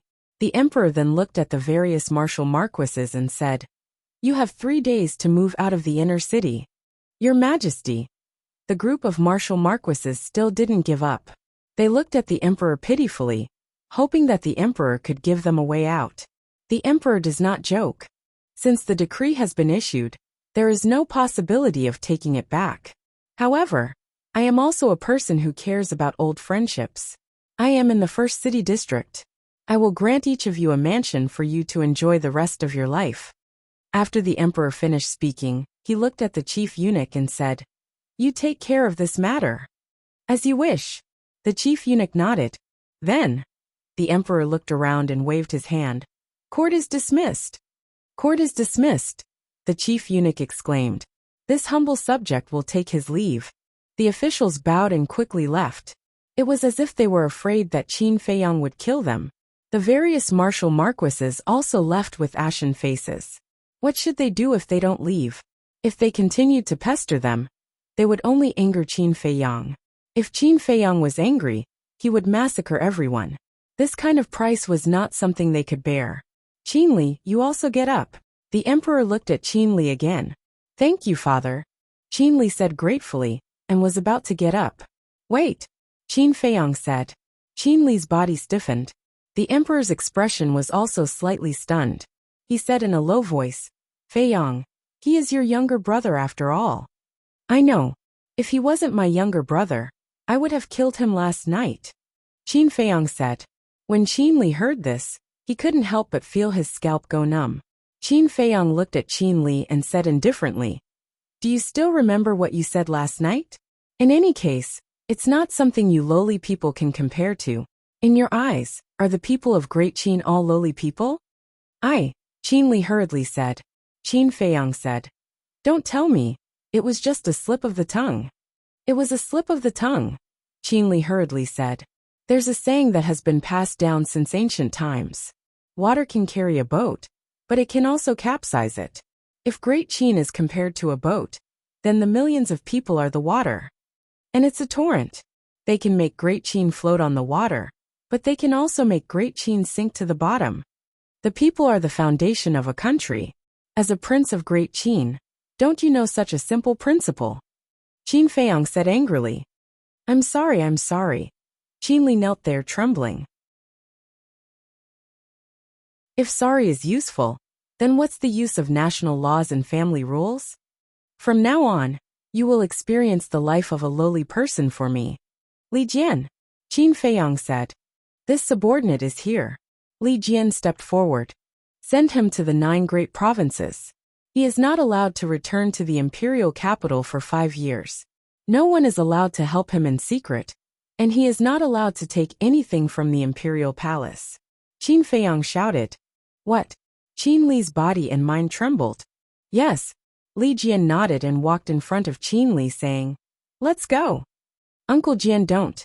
Qin Li shook his head. Li Jian did not waste words. He picked up Qin Li and turned into a stream of light, flying out of the throne room and disappearing. The emperor retracted his gaze and looked at Qin Feiyang, saying, Feiyang you. Father. I'm doing it for his own good. With his personality, if he doesn't suffer, something big will happen sooner or later. To be honest, if it wasn't for the fact that blood is thicker than water, I wouldn't even bother with him. Qin Feiyang said. Sigh. The emperor sighed deeply and blamed himself. It's my fault. I didn't discipline him well. It wasn't easy for you to come back, but I made you worry. So many brothers and sisters, you can't take care of them all. But then again, father, you're really old but vigorous. You gave birth to so many in just a few hundred years. Qin Feiyang chuckled. Elder Qin, and the others next to him couldn't help but laugh. The emperor's face twitched. He stared at Qin Feiyang and said angrily, Are you asking for a beating? How dare you laugh at your father? No. Qin Feiyang hurriedly waved his hand. The emperor rolled his eyes at him and looked at the white-eyed wolf and Lu Xiaofei, asking suspiciously, They are? Grandpa, it's us. Lu Xiaojia giggled and took a facial restoration pill. Xiaofei, Xiaojia. The emperor was stunned and laughed heartily. So it's you. It was obvious that he loved the siblings very much. What about him? Qin Sheng and the others looked at the white-eyed wolf. You can't even recognize me. It seems that you people are terminally ill and incurable. The white-eyed wolf shook his head and changed. It's you. Looking at the white-eyed wolf's real body, the emperor and the others were stunned. The white-eyed wolf said proudly, Who else can be so powerful except for me? They smiled bitterly. His shameless character hadn't changed at all. The emperor turned to Qin Feiyang and asked suspiciously, Why are Xiaofei and Xiaojia with you? Qin Feiyang smiled and said, I came back the day before yesterday and stayed at the Lu family for a day. I see. The emperor nodded and then said with a smile, Then let's go. Your mother will be shocked when she sees you. Your Majesty, Your Highness, we won't disturb your family reunion. Elder Qin smiled. Qin Feiyang was speechless and said, What do you mean by disturb? You are also our family. Elder Qin and the others were stunned and couldn't help but laugh, their faces full of relief. Although this child's strength was so strong that they could only look up to him, his character didn't change at all. How about this? Let's go and see your mother first. I'll set up a banquet tonight and invite Elder Qin and the others to come and welcome you. The emperor looked at Qin Feiyang and smiled. Okay. Qin Feiyang nodded. Then let's go. The emperor said. Come tonight, let's have a few drinks. Qin Feiyang looked at Elder Qin and the others and said with a smile. Sure. The four nodded. In the depths of the imperial palace, there was a building that stood out from the rest. From top to bottom, the imperial palace was practically filled with glorious and imposing palaces. But this was a courtyard. The courtyard was not big, 2 stories high, and had an antique atmosphere. It was surrounded by a garden, where hundreds of flowers were blooming, and the fragrance was overwhelming. A secluded path, winding and roundabout, ran through the entire garden. On both sides of the path, there were many green small beasts swaying in the wind, exuding endless vitality. And everywhere in the imperial palace, there was basically a guard every 3 steps, and a sentinel every 7 steps. But there was not a single guard here. At this moment, there was a pleasant zither sound in the garden. The zither sound came from a pavilion in the garden.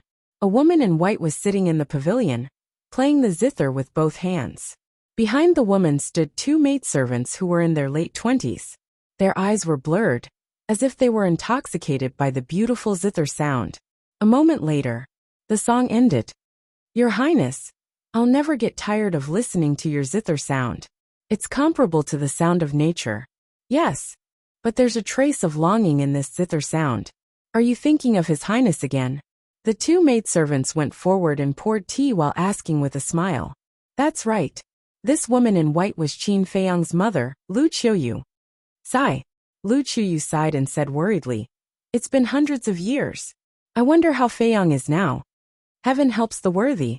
Although we haven't seen His Highness with our own eyes, His Highness has done so much for the great Qin. He will definitely be rewarded. The 2 maidservants comforted her. Chapter 2767. I hope so. Lu Qiuyu smiled and said, by the way, Lier was in the 1st district last night. Did something happen? I really can't hide anything from you, Empress. Something big did happen in the 1st district last night. We were just about to report it to you. The 2 maids said. Say it. Lu Qiuyu said. One of the maids said, 16th prince seems to have been. Halfway through her words, the other maid suddenly seemed to have discovered something. She pointed to the entrance of the garden and exclaimed, Empress, look. Lu Qiuyu and the maid were stunned and looked up. At that moment, Lu Qiuyu stood up and stared at the entrance, her face full of disbelief. At the entrance, there were 4 people and a wolf. It was Qin Feiyang, the emperor, the white-eyed wolf, and Lu Xiaofei. Why is Feiyang here? Could it be that I miss him too much and have an illusion? Lu Qiuyu muttered. At the same time, Qin Feiyang looked at the garden curiously and said, Mother lives here now? Yes. Ever since that incident, your mother has been tired of everything. So father personally built this courtyard for your mother in the depths of the imperial palace. This place is also named after your mother. Autumn Rain Pavilion. The emperor smiled.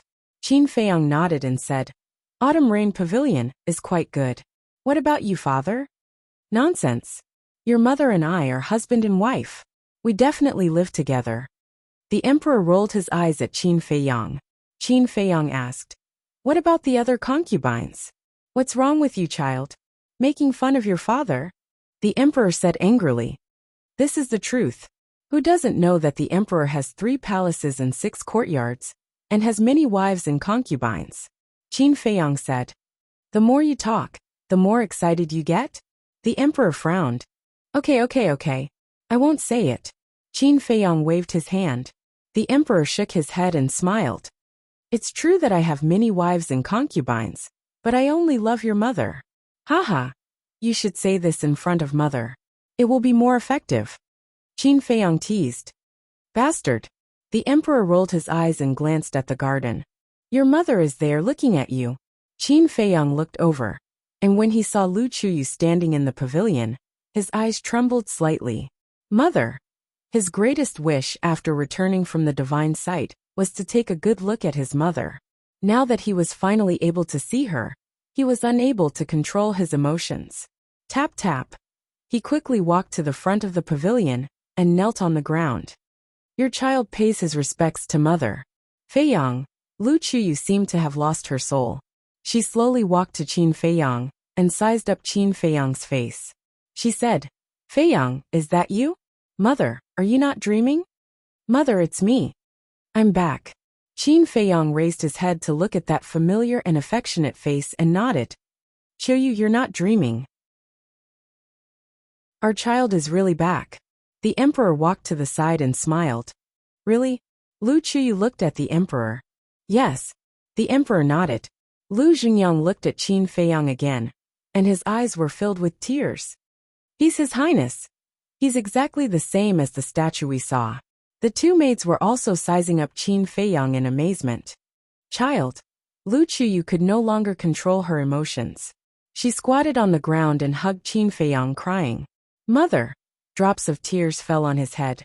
Qin Feiyang could not help but blame himself for making his mother cry again. Tears welled up in the emperor's eyes as he watched the scene unfold. Lu Chuyu was his wife. Of course, he knew what Lu Chuyu missed the most. That was Qin Feiyang. There were countless nights when she called Qin Feiyang's name even in her dreams.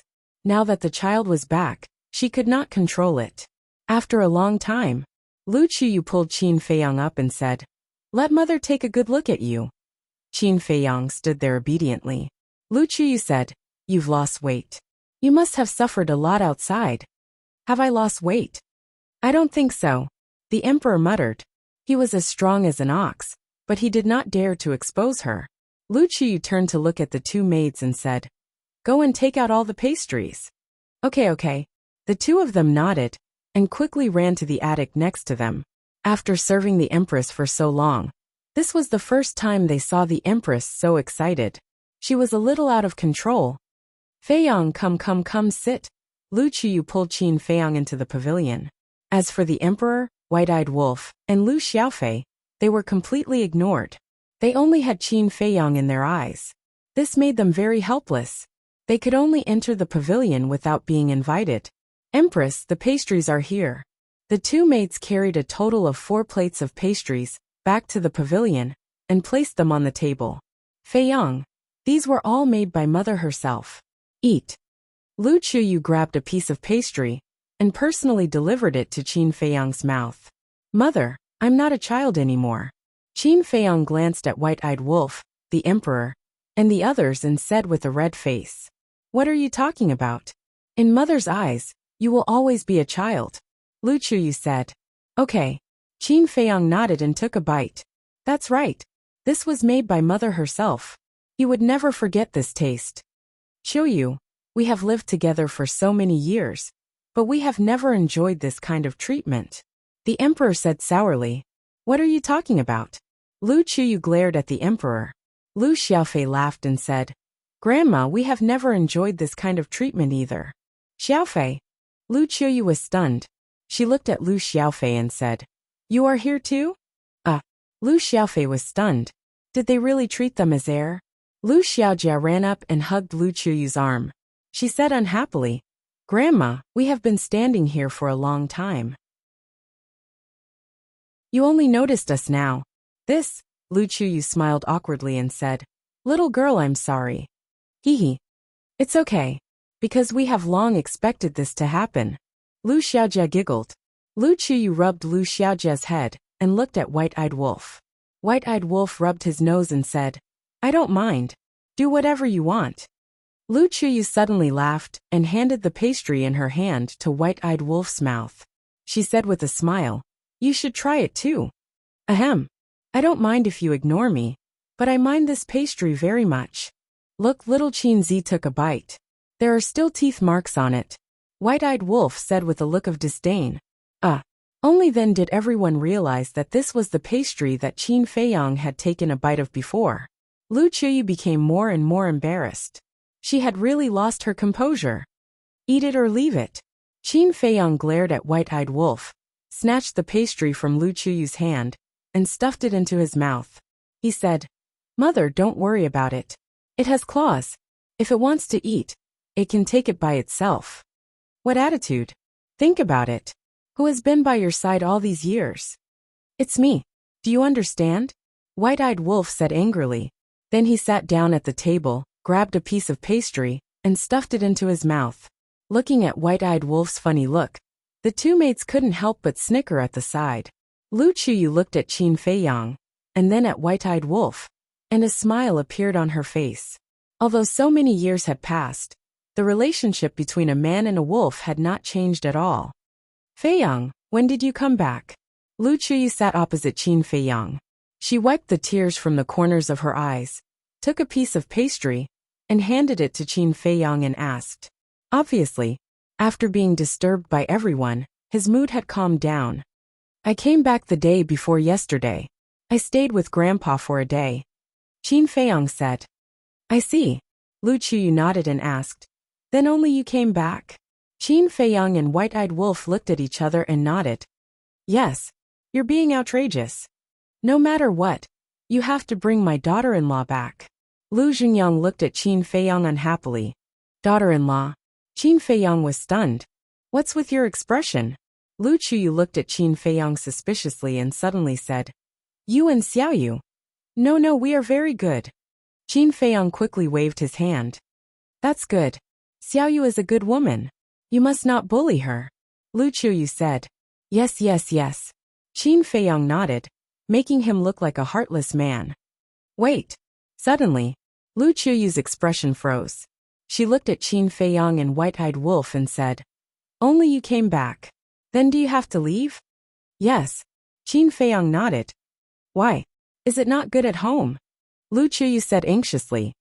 The children have grown up and have their own things to do. They can't be tied to us for the rest of their lives. The emperor smiled. Shut up. Lu Qiyu glared at him. The emperor smiled bitterly and sat aside obediently. The two maids were used to this scene, but if it was seen by outsiders, it would be incredible to the extreme. The emperor of Great Qin was actually so afraid of a woman. Of course, this was not fear, but love. Mother, I don't want to leave you, but there are some things that I have to do. I promise that when everything is done, I will come back immediately and stay by your side. Qin Feiyang said. Lu Qiyu frowned and said. What do you have to do? Can't others do it? Others really can't, because they are not as capable as your son. Qin Feiyang laughed. It was rare for him to be narcissistic. Shameless. White-Eyed Wolf pursed his lips. Can't you shut up when there is food? Qin Feiyang glared at him. Is it a crime to tell the truth? I don't think so. White-Eyed Wolf said. Qin Feiyang shook his head helplessly. He looked at Lu Qiyu again and said. Mother, I know what you are worried about. Don't worry, I will be fine. Sigh. As your father said, you have grown up and can't be kept. All right. Lu Qiyu sighed and said with a smile. As long as you can live well and don't forget us. How can that be? No matter who I forget, I can't forget you all. Qin Feiyang smiled. Chapter 2768. The emperor smiled and said. At least you still have some conscience. Qin Feiyang smiled slightly. Go and tell the imperial kitchen to prepare. I want to hold a family banquet in the Autumn Rain restaurant tonight. It must be completed before dark. Also inform the princes and princesses. The emperor looked at the two maids and ordered. Yes. The two maids responded respectfully. Then they turned around and left quickly. Father, mother, how many brothers and sisters have you given me? Qin Feiyang looked at the emperor and Lu Qiyu curiously. Hearing this, the couple couldn't help but blush. White-Eyed Wolf rolled his eyes and said with a sneaky smile. I have to admit that you're really amazing. You're both grandparents, but you still. The couple was even more embarrassed. Uncle Wolf, we don't agree with you. Can't we have more children after becoming grandparents? We'll talk about it again. Grandpa and Grandma are still so young. Lu Xiaofei said. Lu Qiyu and the emperor were helpless. It was fine when Lu Xiaofei spoke up for them, but it was even more embarrassing when he spoke up for them. Young. In terms of age, they were all old antiques. However, in the path of cultivation, age was not the main point. For example, Qin Feiyang was already an antique in the eyes of others. The most important thing was that he was not married yet, let alone having children. By the time he got married and had children, the children of Lu Xiaofei and his sister would probably be adults. What exactly is there? Qin Feiyang was curious. The emperor said. Didn't Lu Hong and the rest tell you that you're in the Lu family? No. They said that there's a big group, Qin Feiyang said. A big group? The emperor was speechless. This was too exaggerated. He said, you'll know when you see them tonight.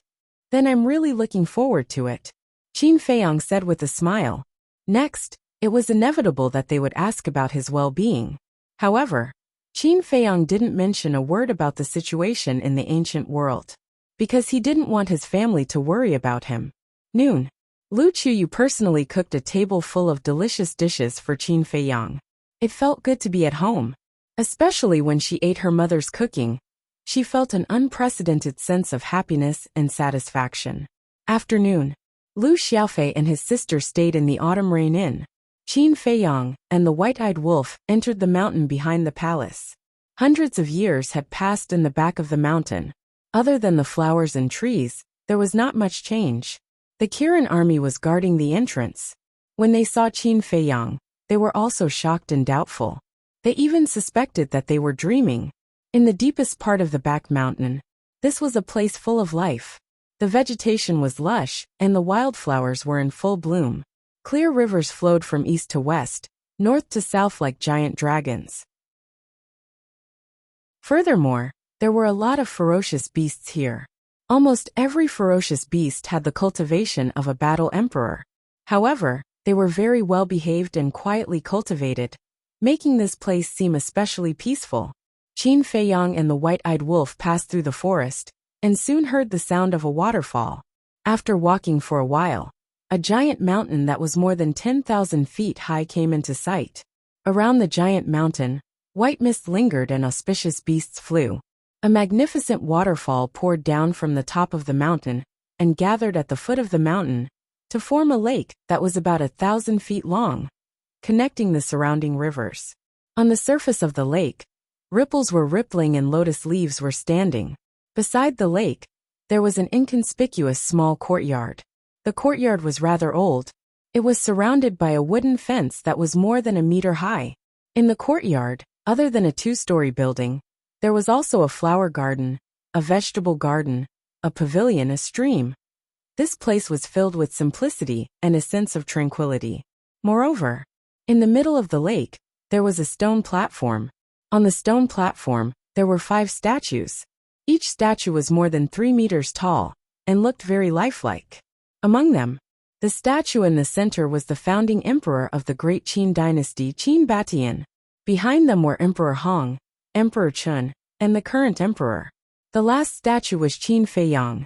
These 5 statues were personally created by Qin Feiyang, and this was also the place of inheritance that he created.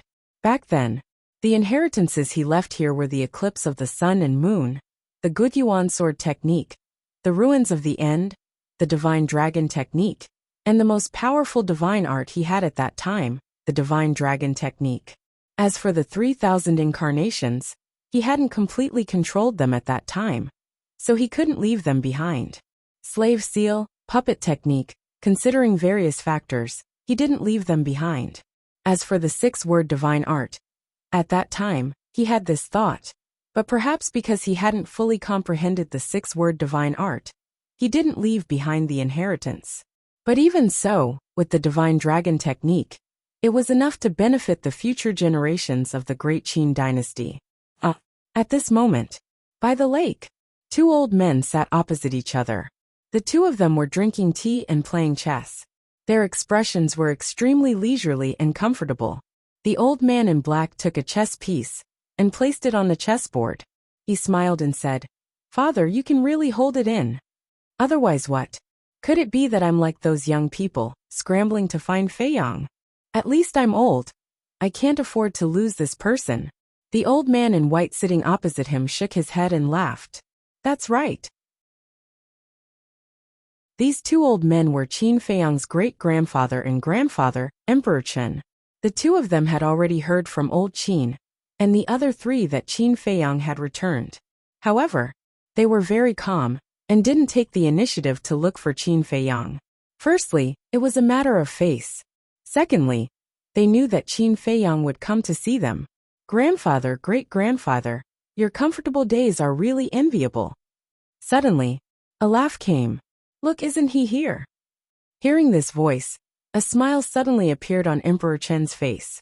He looked at Emperor Chen sitting opposite him and laughed. Emperor Chen also smiled slightly. Then, the 2 old men got up and looked in the direction of the voice. They saw a man and a wolf slowly walking towards them on a small path not far away.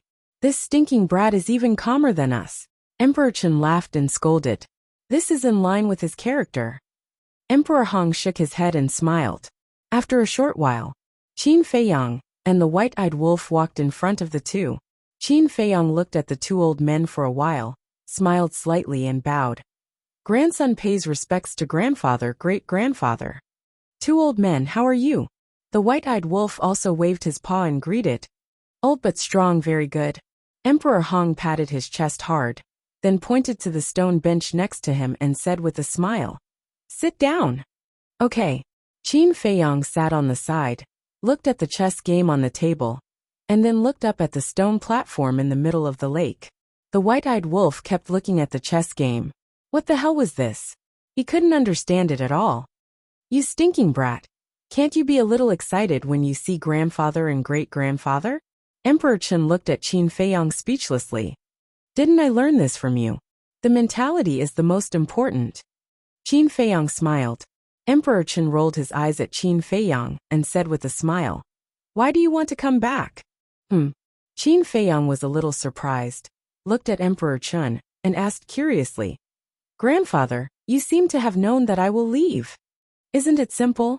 If you plan to stay at home, you will definitely bring our granddaughter-in-law to see us. But not now. What does this mean?" "It means that you just came back to see us temporarily." Emperor Chen smiled. Qin Feiyang nodded in realization and said with a smile, "Grandfather's eyes are really sharp. Don't flatter me. Tell me, how long will you stay this time?" Emperor Chen said, "I don't know yet." Qin Feiyang shook his head. "It's okay. Grandfather and great-grandfather are at home. You don't have to worry at all." Emperor Chen smiled. "Okay." Qin Feiyang nodded, thought for a while, looked at the two and said, "I have found my ancestor." As soon as Emperor Chen and Emperor Hong heard this, their calm expressions immediately changed. Qin Batian was Emperor Hong's biological father, which meant he was Emperor Chen's grandfather. The two naturally cared about Qin Batian's safety. Emperor Hong took a deep breath and asked, "How is father now?" "Very good." Qin Feiyang nodded. "That's good. I thought I would never see him again in my life, but now it seems there is still hope." Emperor Hong smiled. "Yes. Next time, I will come back with my ancestor." Qin Feiyang said. "Okay." Emperor Hong nodded and said with a smile, "It's good to come back. You can meet your brothers and sisters." Qin Feiyang said, "I heard from grandfather that this is the idea of you too. Or else, counting on you and Haotian. Look at the two of you.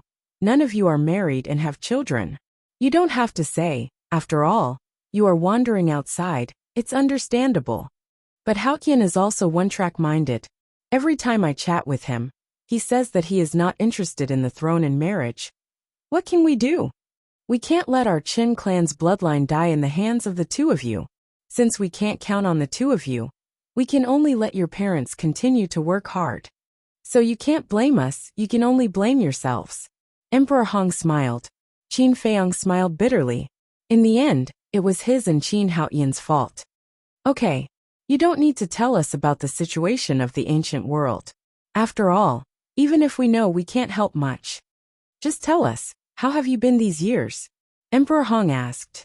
Qin Feiyang thought for a while and said with a smile, "Although there were many disasters, I survived." "Good. You didn't let us down." The two nodded.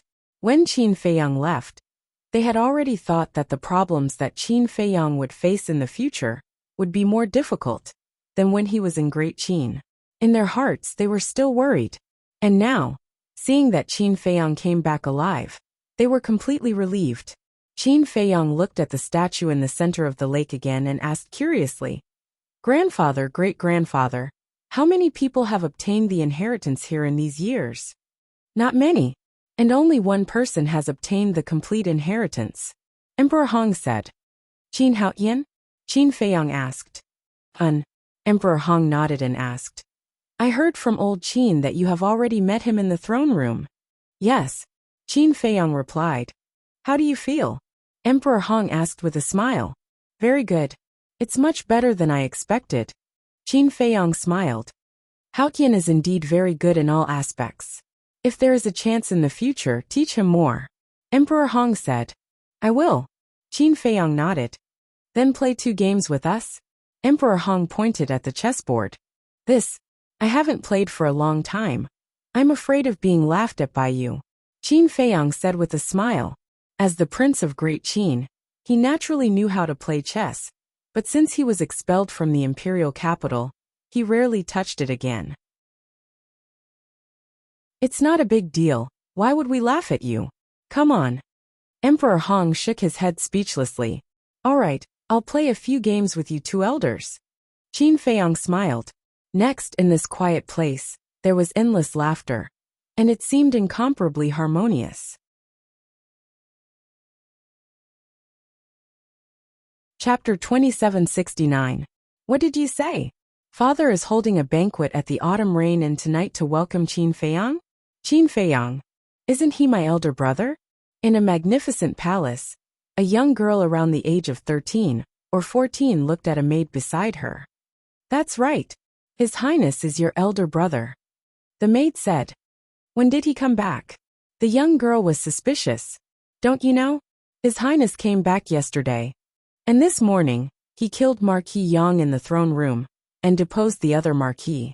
I also heard that because Prince Li made a mistake, he was expelled from the imperial capital by His Highness and can't return for 5 years. The maid said softly. He's that powerful. The young girl was surprised. Princess, your elder brother is extraordinarily powerful. When you go to the Autumn Rain Inn tonight, you must not be naughty. The maid said worriedly. I won't. The young girl giggled, but her eyes were rolling around. Welcome him at night. We've never enjoyed such treatment, let alone in the Autumn Rain Inn. That's Mother's residence. It's hard for ordinary people to enter. In another palace, an imposing young man shook his head and said, After all, he's Qin Feiyang. Your Highness, this old servant has something to say to appease your anger. Although His Majesty and Her Majesty have many children, the person they dote on the most is actually still Qin Feiyang. A eunuch standing by the side said, Why should I be angry? This is the truth. After all, my elder brother is the guardian of the great Qin. No matter what, he's better than us. It's normal that father and mother dote on him. The young man said. Elder brother? The eunuch was stunned. He's the eldest son of our bloodline. It's understandable that we call him elder brother. The young man smiled. That's true. The eunuch nodded. He deposed a marquis, and even expelled Qin Li from the imperial capital. My elder brother's methods are a little scary. Seems like I have to behave myself tonight. The young man muttered. Definitely. Furthermore, this old servant has a premonition that if your Highness performs well, you might be able to obtain a great opportunity. The eunuch said with a smile. Opportunity? The young man murmured. When the princes and princesses received the news that they were going to attend the banquet at the Autumn Rain Inn, they couldn't help but feel nervous. Not to mention other things, just the various rumors about Qin Feiyang alone made them feel awe. Time flew by. Night fell. Pavilion of Autumn Rain. In the main hall of the attic, there were 2 mahogany dining tables and 20 mahogany chairs in the hall. Maids were walking in and out of the room, carrying dishes that smelled good and tasted good.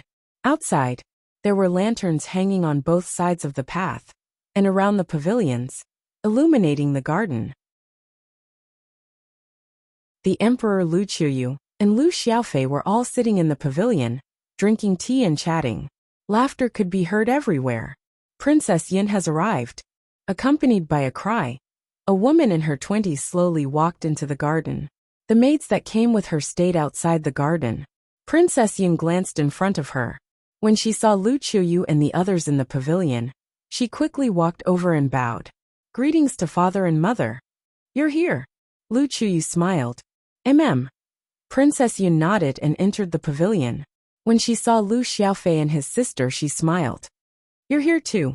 Auntie, you're getting more and more beautiful. Lu Xiaojia ran up and hugged Princess Yin's arm, looking very intimate. You have the sweetest mouth.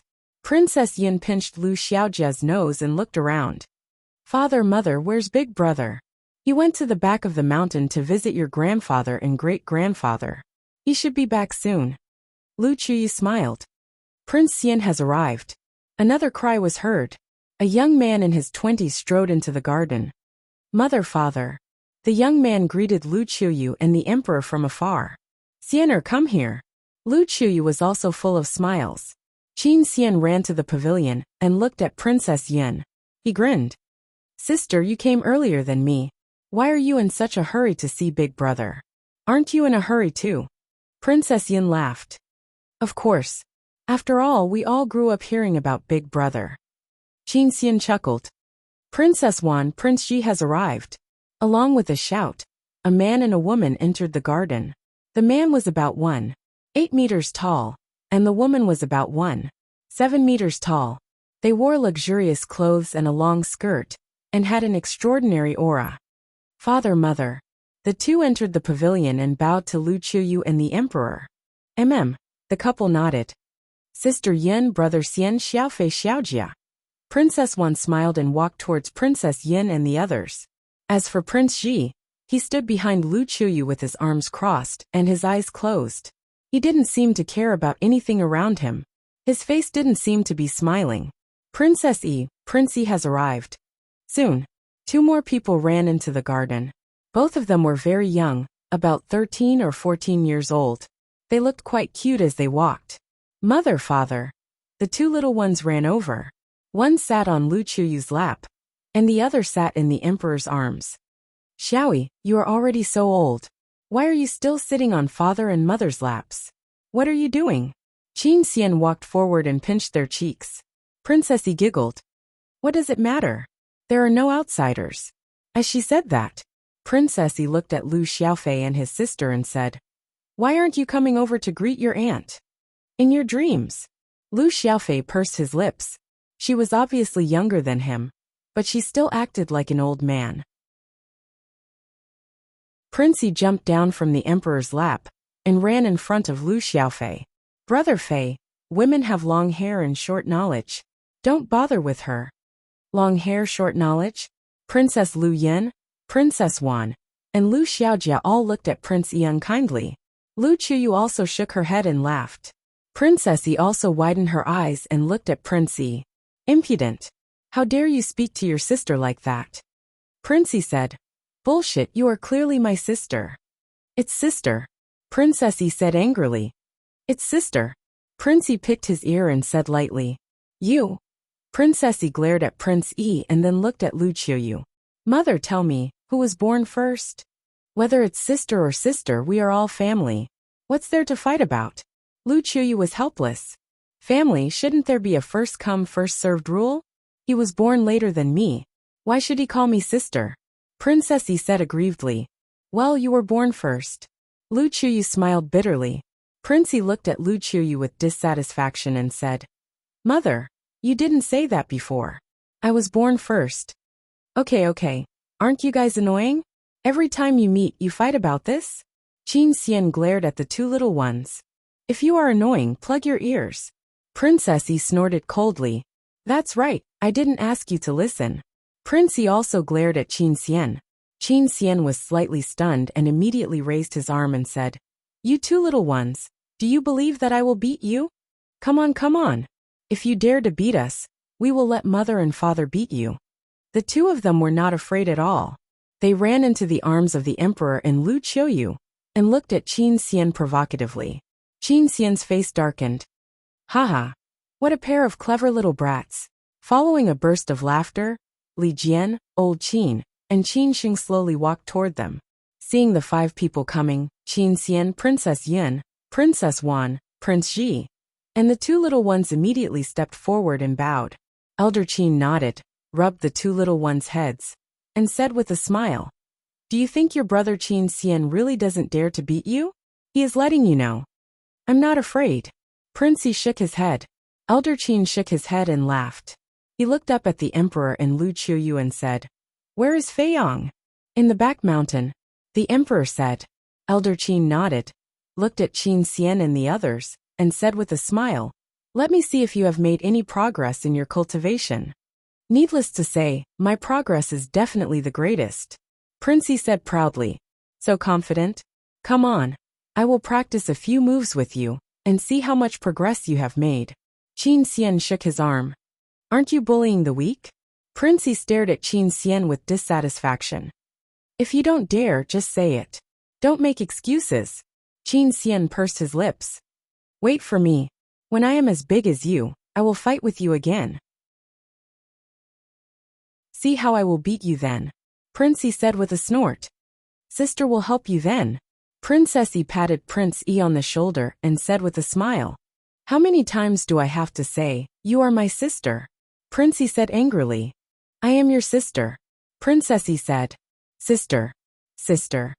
The two little ones glared at each other, neither of them willing to back down. Seeing this scene, the emperor and others couldn't help but want to laugh. Prince Haoyan has arrived. Suddenly, another shout rang out. They saw Qin Haoyan striding over. Although he was still very young, he already had the aura of an emperor that couldn't be ignored. Brother Haoyan. Princess Yi's eyes lit up. She hurriedly ran over and jumped into Qin Haoyan's arms. Little girl, you are so old, yet you are still so naughty? Qin Haoyan rubbed Princess Yi's head, his eyes full of love. Princess Yi giggled and said, Brother Haoyan, you say something fair. Am I the elder sister or the younger sister? Brother Haoyan, you have to be honest, don't talk nonsense. Prince Yi also ran over. Qin Haoyan looked at the two of them, his face full of helplessness, and said, You two might as well fight. Whoever wins will have the final say. The two little ones looked at each other, as if they were thinking about something. Don't dare to fight. Then be honest and don't chatter. Qin Haoyan walked into the pavilion with one in each hand and bowed. Father, mother. The two nodded and smiled. What everyone didn't know was that Qin Feiyang had actually returned a long time ago, and was standing in the void above at this moment.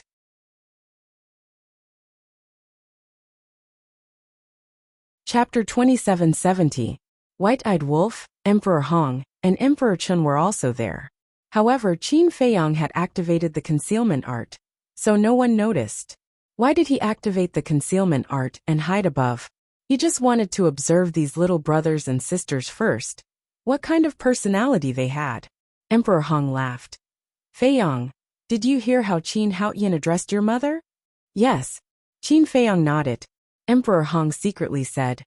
He called Qiuyu Mother Empress, which means that he has long regarded Qiuyu as his own mother. Emperor Chun, who was beside him, laughed. To be honest, the more I look at this kid, the more I like him. After all, he is someone I have my eyes on.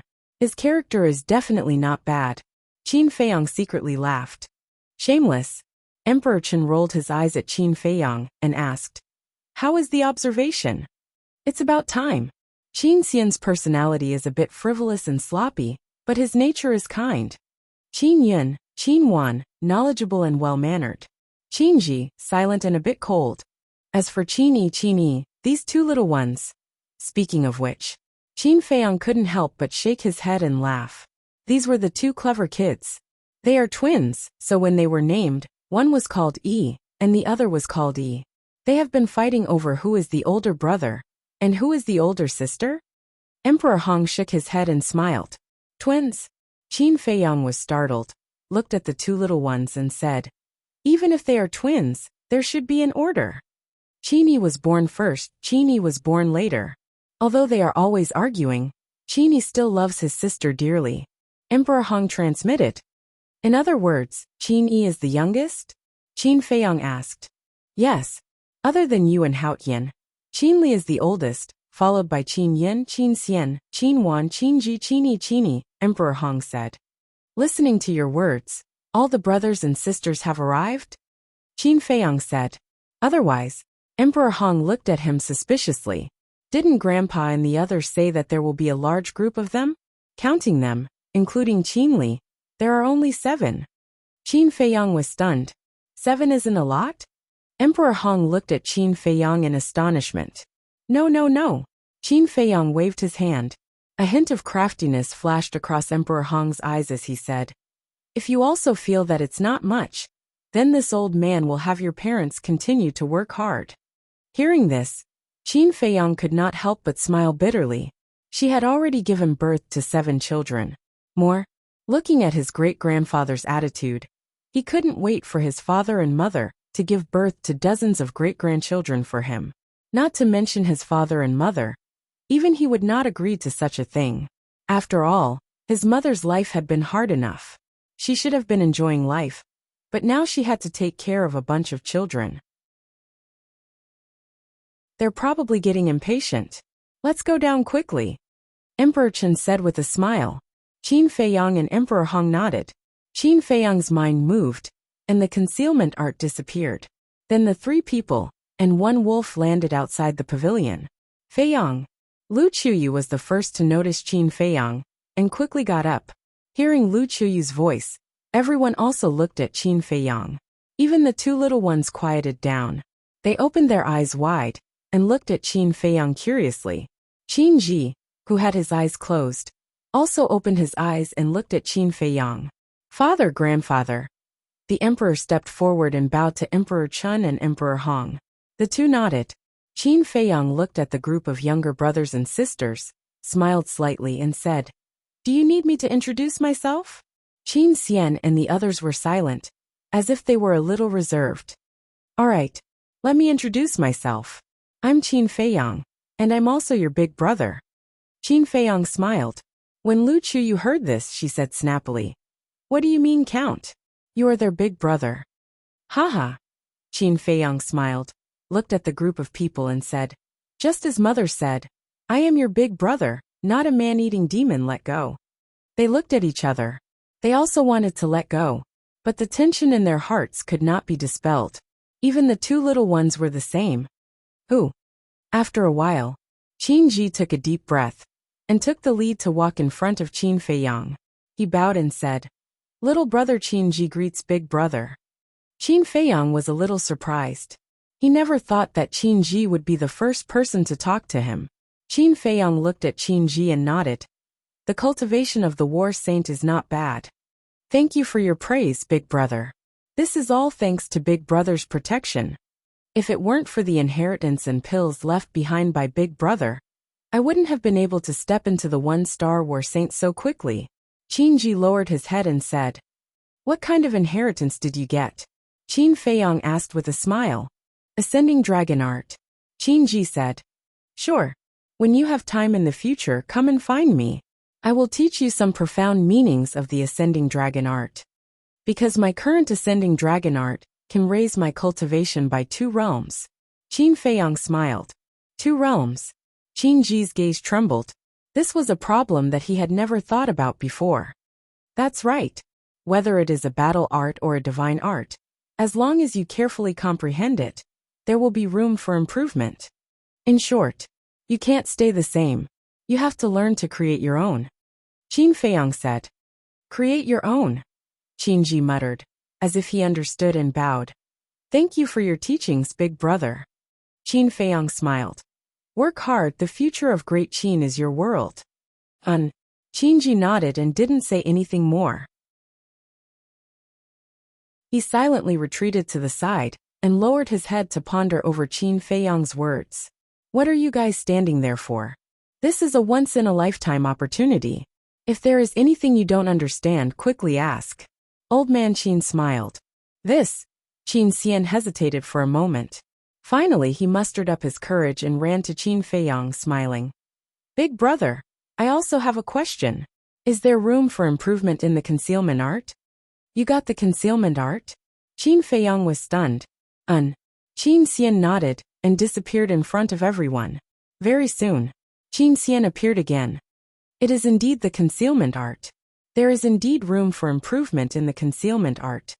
For example, the concealment art that I have now can be activated twice a day, for 2 hours each time." Qin Feiyang said. "Twice? That means there are 2 chances to save my life." Qin Xian was surprised. "Yes." Qin Feiyang smiled. Qin Xian smiled and said, "Big brother, when will you teach me?" "Okay." Qin Feiyang nodded. "Thank you, big brother. You are much better than I thought." Qin Xian said. Qin Feiyang was stunned and asked curiously, "Then what kind of person am I in your imagination?" "Strict, cold, old-fashioned, serious in speech and manner," Qin Xian said. Qin Feiyang shook his head and laughed. It turned out that in the hearts of these brothers and sisters, he was such a person. No wonder they were so reserved. Will you be angry if I say so? Qin Xian looked at Qin Feiyang carefully. Why should I be angry? Qin Feiyang shook his head, looked at everyone, and said with a smile, This is the first time we meet. As your big brother, I will give each of you a gift. Gift? They looked at each other. What gift? Qin Xian asked curiously. After getting along with each other, he had completely let go. Uncle's greeting gift is incredible.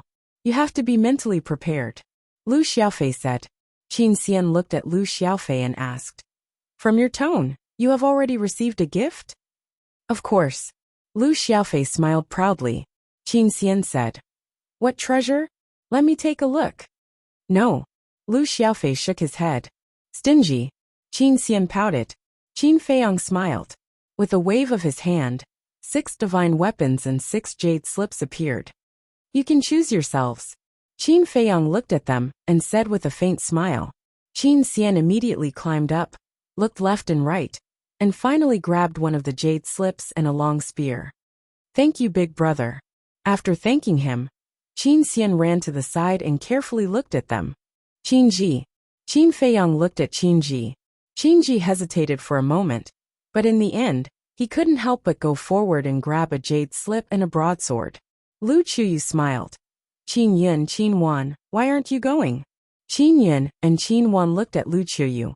Under Lu Chuyu's encouraging eyes, they finally stepped forward and walked towards Qin Feiyang. Big brother. When they arrived in front of Qin Feiyang, the two of them bowed. Qin Feiyang nodded and said with a smile. Slowly, you will find that I am actually quite easy to get along with. The two looked at each other, and a smile appeared on their faces. They took a jade slip and a divine weapon one after another. Brother, do we have one too? The two little ones looked at Qin Feiyang. Of course. Qin Feiyang nodded and said.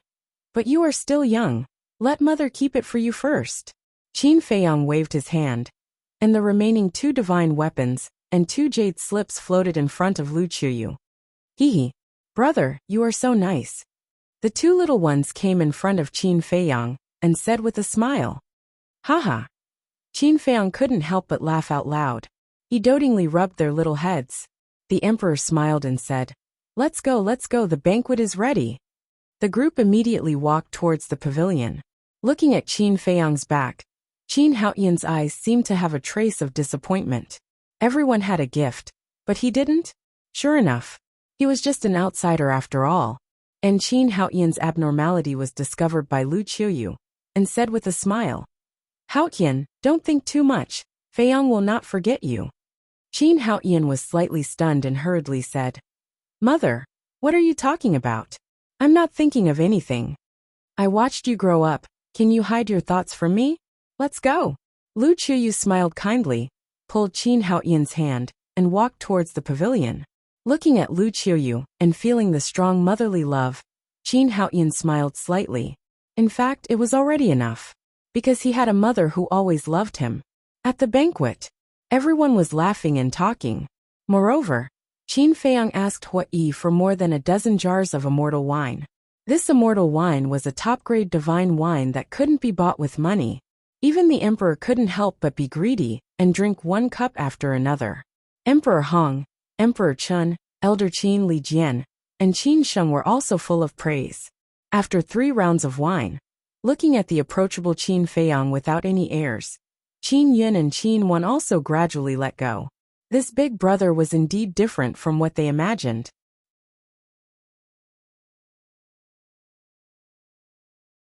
Chapter 2771. The banquet didn't end until late at night.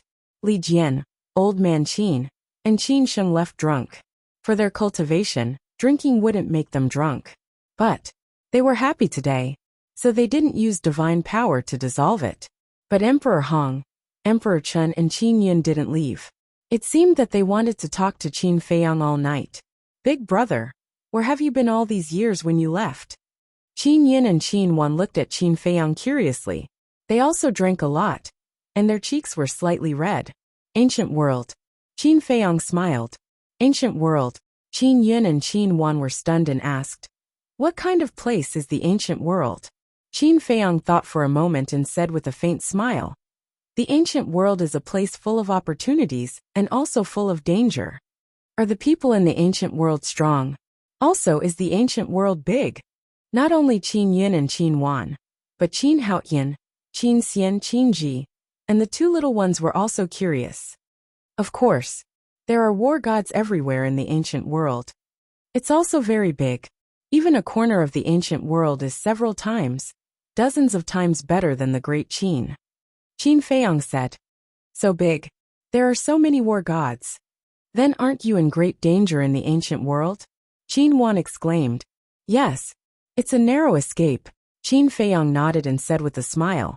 But fortunately I came here safely. Then big brother, with your current strength, what level are you in the ancient world? Qin Xian asked. How should I put it? In terms of means and strength, I should be considered one of the best. But in terms of cultivation, I can only be considered above average. Qin Feiyang said. With your cultivation, you can only be considered above average? Everyone was dumbfounded. Lu Qiuyu, Emperor Hong, and Emperor Chun were also shocked. And even their drunkenness was gone. Yes, I'm now at the ninth heaven realm. But in the ancient world, especially the divine land, there are a lot of ninth heaven realm and great perfection ninth heaven realm. And above the ninth heaven realm is the undead realm. The undead realm is the real peak expert in the ancient world. Qin Feiyang said with a faint smile. Then, aren't you about to break through to the undead realm? Qin Ji. It's not that easy. Qin Feiyang shook his head. There were as many ninth heavens realm cultivators as there were dogs in the ancient world. But there were only a few in the imperishable realm. I really didn't expect there to be such a wonderful great world outside. Qin Haoyan muttered, his face full of yearning. Qin Feiyang glanced at him, then looked at Qin Xian and the others and said, It's already so late. You guys should go back and rest first. Qin Xian was a little reluctant. Gather here tomorrow morning. I'll take you to a place. Qin Feiyang said. What place? Everyone was curious. Qin Feiyang said. A place you're afraid of. A place we're afraid of? Everyone was stunned. You'll find out tomorrow. Qin Feiyang smiled faintly. Okay. Your big brother just came back 2 days ago. He needs to have a good rest. Listen to me. Go back. Lu Qi got up and said with a smile. Okay then. Everyone nodded. Remember, no one is allowed to be absent tomorrow. If anyone doesn't come, I'll ask the white-eyed wolf to invite him. The white-eyed wolf is not as easy to talk to as me. Qin Feiyang looked at them and said, Ahem. The white-eyed wolf coughed and pretended to be fierce. I'm not easy to talk to. Be careful. Everyone smiled disapprovingly and turned around to leave. Didi asked suspiciously, Feiyang, where are you going to take them tomorrow? Jade can't be uncut. The descendants of the Qin clan were born with a heavy burden, so they must bear the pain that others can't bear. Qin Feiyang said. Pain? Lu Qiuyu, Didi, and Di Qin looked at each other. Why didn't it sound like something bad? Little Qin Zi, I know what you're going to do. Qin Xian, Qin Ji, Qin Yun, and Qin Wan are okay. After all, they're already so old. But Qin Yi and Qin Yi are still so young. Are they suitable? The white-eyed wolf frowned. They're already 13 or 14 years old. Are they still young? Qin Feiyang said, looking at Lu Qiuyu and Didi. I think you've spoiled them too much. Even now, they're still acting like a spoiled child in your arms. The couple smiled awkwardly. You can't blame them. The pain you suffered in the spiritual state has always been a knot in their hearts. So they feel sorry for Qin Xian and this group of children. Didi sighed. I can understand. If they were born in an ordinary family, naturally no one would care. But unfortunately they're not. As the descendants of the Qin clan, whether it's a younger brother or a younger sister, they have to bear the responsibility. Qin Feiyang said. Well, it's up to you. Anyway, we know that no matter what you do, it's for their own good. But Lier, you asked Li Jian to send him to the 9 states. Although we all know that you want him to go there to gain experience, he may not think so. I'm afraid that in the end, it will be counterproductive. Didi was a little worried.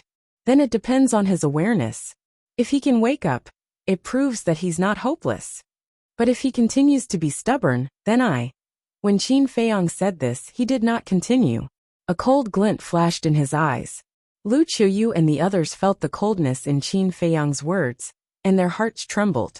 Okay, we'll talk about it when the time comes. Qin Feiyang smiled faintly, and looked at Qin Haotian. You didn't say much the whole night. Is it because I didn't give you the divine weapon and divine art that made you uncomfortable? No. Qin Haotian shook his head to hide it. Qin Feiyang smiled. What kind of person haven't I seen?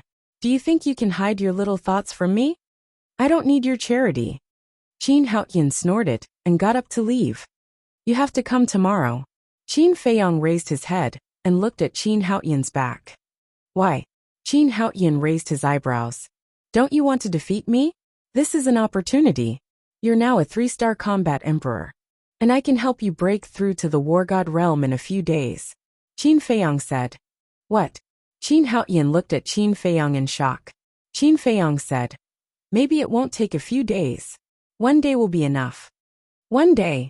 Qin Haotian's face was filled with disbelief. Not to mention Qin Haotian. Even the emperor and the others didn't dare to believe it. I think you don't want to miss this opportunity. Qin Feiyang smiled. Okay. I'll come on time tomorrow morning. Qin Haotian took a deep breath and nodded at Qin Feiyang, then turned around and left. His heart couldn't calm down for a long time. One day, he could break through to the war god realm in just one day. If it was true, then it was too unbelievable. Feiyang, you're not joking, right? Lu Qiuyu watched Qin Haotian leave, then looked at Qin Feiyang and asked. Mother, why would I joke about this kind of thing? Qin Haotian is different from the other siblings. His temperament no longer needs to be tempered. As long as he follows me to the Black Tortoise realm tomorrow, to cultivate in seclusion, as long as he can successfully comprehend the profound mysteries of becoming a god, I guarantee that he will definitely be able to step into the war god realm in less than a day. Qin Feiyang said. One had to know. In the current Black Tortoise realm, that was 1,000 years in a day. Moreover, with the growth of the spirit vein and crystal vein, the energy of the Black Tortoise realm had also reached a rare level. Even if one didn't refine the soul stone, their cultivation would still advance by leaps and bounds. Not to mention, a war king like Qin Haotian, entering the Black Tortoise realm, was equivalent to entering a cultivator's paradise. When Emperor Hong and the others heard this, although they felt that it was a bit like a fantasy, they still believed it. Father, where do Li Jian and old man Qin usually stay? Qin Feiyang suddenly looked at the emperor and asked. Almost all of them are in the back mountain, the emperor said. Qin Feiyang nodded and asked. Ant Emperor, Spider Emperor, Golden Wolf King, Silver Wolf King, and Pangolin and the others? The Nether Demon Spider, and the others had all chosen to stay in the Great Qin. Them? I don't know either. Sometimes they come back once every few years, sometimes once every few decades. I don't know where they are playing. The emperor laughed. These guys. Qin Feiyang shook his head and smiled. It seemed that all of them were living quite carefree lives. Qin Feiyang stood up and walked outside. At the same time, he sent a sound transmission. Fire Lotus, prepare 11 8th-step God-level spirit vein and crystal vein for me. I already knew you would need it, so I've already prepared it. Fire Lotus's voice sounded in Qin Feiyang's mind. You already knew? Qin Feiyang was slightly startled and secretly laughed. As expected, you understand me. Feiyang, where are you going? Seeing this, the emperor and the others also stood up and chased after Qin Feiyang. Qin Feiyang smiled mysteriously, looked at the white-eyed wolf and said, Same old rules. Understood. The white-eyed wolf grinned, and with a swoosh, it soared into the air, followed by the rolling divine power, and disappeared into the ground. Rise! At that moment, the ground began to tremble violently, and the entire garden, including the attic, rose from the ground. Lu Qiuyu and the others were puzzled. I understand, Uncle wants to bury the spirit vein and crystal vein here. Seeing this, Lu Xiaofei said. Spirit vein? Crystal vein. What is that? Lu Qiuyu and the others were stunned. These are all supreme treasures. The day before yesterday in our village, Uncle also buried 10 spirit veins and crystal veins. On the same day, almost everyone in our village broke through their cultivation. Lu Xiaofei said excitedly. So powerful? The few of them were shocked. Very powerful. Lu Xiaojia also nodded, her big black eyes looking at Qin Feiyang, full of admiration. Not long after, the garden rose into the air. Qin Feiyang raised his arm and waved gently. A crystal vein and a spirit vein immediately appeared, and then fell into the pit below. Why is there only one spirit vein and one crystal vein? Lu Xiaofei and his sister were suspicious. The Lu family had 10. Logically speaking, there should be more here. After all, this was Uncle's home. Why was there less than the Lu family?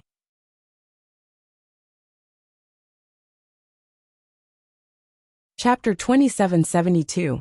Soon, the spirit vein and crystal vein were placed, and everything was restored to its original state. This energy. Emperor Hong and Emperor Chen looked at each other in disbelief. This is the crystal vein and the spirit vein. Qin Feiyang briefly explained the use of the crystal vein and the spirit vein. So that's how it is. Everyone suddenly understood. Uncle, why did you only place one crystal vein and one spirit vein here? Lu Xiaofei could no longer hold back the doubts in his heart and asked. Qin Feiyang said, because this is specially for your grandmother. So it's like that. Lu Xiaofei suddenly understood. Qin Feiyang looked at Lu Qiuyu and said, Mother, set up a barrier around it in the future to prevent the energy from leaking out. Okay. Lu Qiuyu nodded. Qin Feiyang looked at Emperor Hong and Emperor Chen and said with a smile, Grandpa, let's go to the back mountain. Emperor Chen hurriedly said, Feiyang, this thing is so precious. Keep it for yourself. Don't worry about us. Obviously, Qin Feiyang was also going to place the crystal vein and the spirit vein in the back mountain. It's okay. I still have a lot. Qin Feiyang smiled slightly. A lot? Emperor Chen was stunned. Yes. Qin Feiyang nodded. How many? Lu Xiaofei looked at Qin Feiyang curiously. Qin Feiyang smiled and said, so many that you can't count them. Lu Xiaofei was stunned and asked, is it that exaggerated? Otherwise, Qin Feiyang laughed out loud. This kid was quite amusing. Back mountain. Hundreds of breaths passed. A huge amount of energy emerged. Li Jian, Elder Qin, and Qin Sheng were alarmed at the first moment. This energy. What's going on? They were still a little drunk, but when they sensed this energy, the drunkenness suddenly disappeared. Then, the 5 of them rushed into the sky and looked around.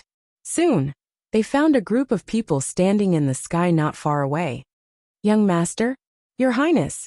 The 5 of them flew over. Li Jian looked at Qin Feiyang suspiciously and asked, Young Master, what's going on? Qin Feiyang smiled and said, to create a good cultivation environment for you. A good cultivation environment? The 5 of them became even more suspicious. Qin Feiyang looked at Li Jian and asked with a smile, I believe you are familiar with soul stones, right? Soul stone? Li Jian was slightly startled. He said, yes, you broke through from the false god realm to the divine battle realm, because you refined a soul stone.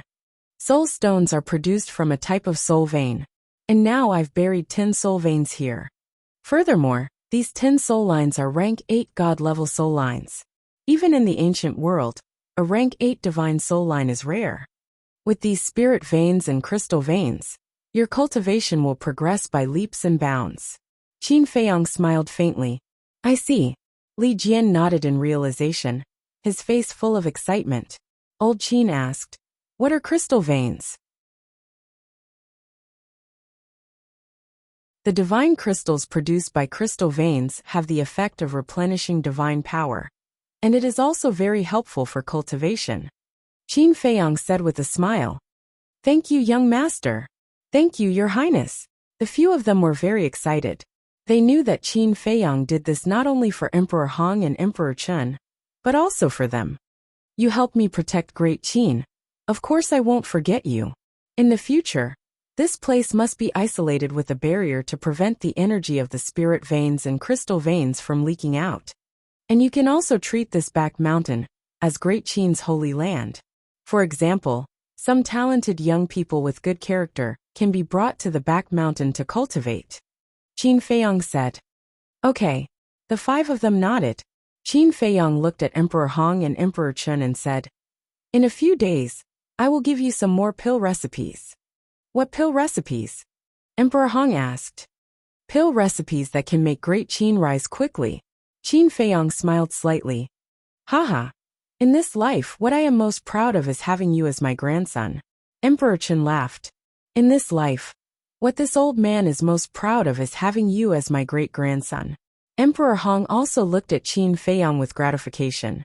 Lu Qiuyu and Emperor Chun were also full of smiles. Qin Feiyong was their son, and being praised by the 2 old men, they were naturally happy. After bidding farewell to Emperor Hong, Emperor Chun, and Li Jian, Qin Feiyong, White-Eyed Wolf, Lu Xiaofei and his sister, followed Emperor Chun and Lu Qiuyu back to the Autumn Rain Pavilion. In the main hall, the candlelight flickered. Qin Feiyong accompanied his parents for a long talk through the night. Being able to sit and drink tea with his parents was the happiest thing in his life. He cherished every minute and second of this moment. Unknowingly, the sky began to brighten, and the sun rose slowly. After washing up, Emperor Chun looked at the mother and son and said with a smile, you 2 talk.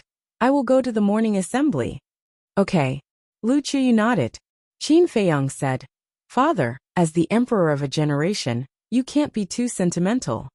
Emperor Chun was slightly taken aback and scolded with a smile. Brat, do you still need to teach me? After saying that, he turned and left. Lu Xiaojia suspiciously looked at Qin Feiyong and asked, Uncle, what do you mean by that? Sister, you still don't understand? Yesterday, Uncle dethroned Wu Ho. This storm will definitely not calm down in a short time. He said that to remind grandfather not to give these people any thoughts. Lu Xiaofei said. So it's like that? Lu Xiaojia nodded. Qin Feiyong looked at the brother and sister and asked, I say, you 2 didn't sleep all night, aren't you sleepy? Just kidding. No matter what, I am also a cultivator. Which cultivator do you think would be sleepy? Lu Xiaofei raised his head a little proud. Cultivators are amazing. I'm a little sleepy. Qin Feiyong said. You're sleepy? Lu Xiaofei was startled. He immediately stood up, looked at Qin Feiyong with concern, and asked, Uncle, you can't be sick, right? Sick? Qin Feiyong was startled. If you're not sick, why would you be sleepy? Lu Xiaofei said. You're the one who's sick. Qin Feiyong glared at him snappily and said, Sooner or later, you will understand how blissful and luxurious it is to lie in bed and sleep. Blissful? Extravagant? I really don't understand. Lu Xiaofei shook his head. In his opinion, sleeping was a waste of time. He might as well use this time to cultivate. No rush. Your life has just begun. You will slowly understand in the future. Qin Feiyong laughed. Princess Yun, Princess Wan, Prince Xian, Prince Ji, Princess Yi, Prince Yi has arrived. Suddenly, following a shout, Qin Xian and the other 5 ran into the pavilion and bowed. Mother, big brother. Lu Qiuyu nodded and smiled. It's quite early. Qin Feiyong looked at the 6 of them. Qin Xian laughed and said, How dare we neglect big brother's orders? Don't be glib. And from this moment on, I am not your big brother. Qin Feiyong said. What do you mean? The 6 of them looked at each other. Qin Feiyong did not explain and said lightly, Give me all your Qingquan bags. Qingquan bags? The 6 of them were suspicious. Hurry up, don't dawdle. White-Eyed Wolf shouted. Okay. The 6 of them took out their Qingquan bags and handed them to Qin Feiyong. Mother, help them keep these Qingquan bags first. Qin Feiyong turned around and handed the 6 Qingquan bags to Lu Qiuyu. Okay. Lu Qiuyu nodded and took the 6 Qingquan bags. At this time, Qin Haoyan strode into the hall and directly took out his Qingquan bag without saying anything. You don't need it. Qin Feiyong waved his hand. Qin Haoyan was slightly stunned and then put away his Qingquan bag. Qin Xian said unhappily, Big brother, why doesn't brother Haoyan have to hand over his Qingquan bag? This is unfair. There is no fairness in this world. After Qin Feiyong finished speaking, he waved his hand and disappeared with Qin Haoyan and the others. Black Tortoise World. At the edge of the desert of death, in the sky, a group of people appeared out of thin air. It was Qin Feiyang and the others. Where is this? Qin Xian and the others looked around curiously. In contrast, Qin Haoyan and Qin Ji were relatively calm, but there was a trace of doubt in their eyes. Qin Feiyang closed his eyes and extended his perception infinitely. Soon, he found the fire lotus somewhere in the netherworld sea. Immediately after, with a thought, the fire lotus appeared in front of him. What a beautiful sister. Big brother, is she your confidant? The few of them looked at the fire lotus in surprise. Qin Yi, that little guy, looked at Qin Feiyang innocently and asked. Confidant? The corner of Qin Feiyang's mouth twitched. This kid was a little precocious. Fire Lotus looked at the few of them, then looked at Qin Feiyang and asked, Are they your younger siblings? Qin Feiyang nodded. Fire Lotus looked at the few of them and smiled. Hello. Hello, sister. Qin Yi ran to Fire Lotus and said, Sister, you're so beautiful. Your little mouth is so sweet. Fire Lotus rubbed Qin Yi's head, looked at Qin Feiyang and asked, Why did you bring them here? To sharpen their skills. Qin Feiyang said. Sharpen their skills? Fire Lotus was stunned and nodded. Understood. Then I'll leave this matter to you. Right. Qin Feiyang pointed to Qin Haoyan and said, He doesn't need to sharpen his skills, just take him to the Devil's Land to cultivate in seclusion. All right. Fire Lotus nodded. Qin Feiyang sent a sound transmission. Unless it's a matter of life and death, don't give them any help. Don't worry. Fire Lotus smiled. Qin Feiyang nodded and disappeared again. Sister, where is this? What is your relationship with Big Brother? As soon as Qin Feiyang left, the two little guys looked at Fire Lotus and asked. Fire Lotus smiled and looked at Qin Haoyan. Come behind me. Qin Haoyan nodded and silently walked behind Fire Lotus. Fire Lotus then looked at Qin Xian and the others. Boom! Suddenly, a monstrous divine might emerged. Under this divine might, the six of them suddenly fell into the abyss of death. I won't answer any of your questions. All you need to know is that you will face a situation of 9 deaths and 1 life. And I won't give you any help. Do you see the desert below? This desert is called the Desert of Death, one of the biggest forbidden areas here. The storm here can even kill a false god. And your mission is to cross the Desert of Death. Fire Lotus said coldly. What? The 6 of them suddenly changed their expressions. Go. Whether you can survive or not depends on your luck. Fire Lotus waved her hand, and the 6 of them fell into the desert below uncontrollably. They looked around, their eyes full of fear.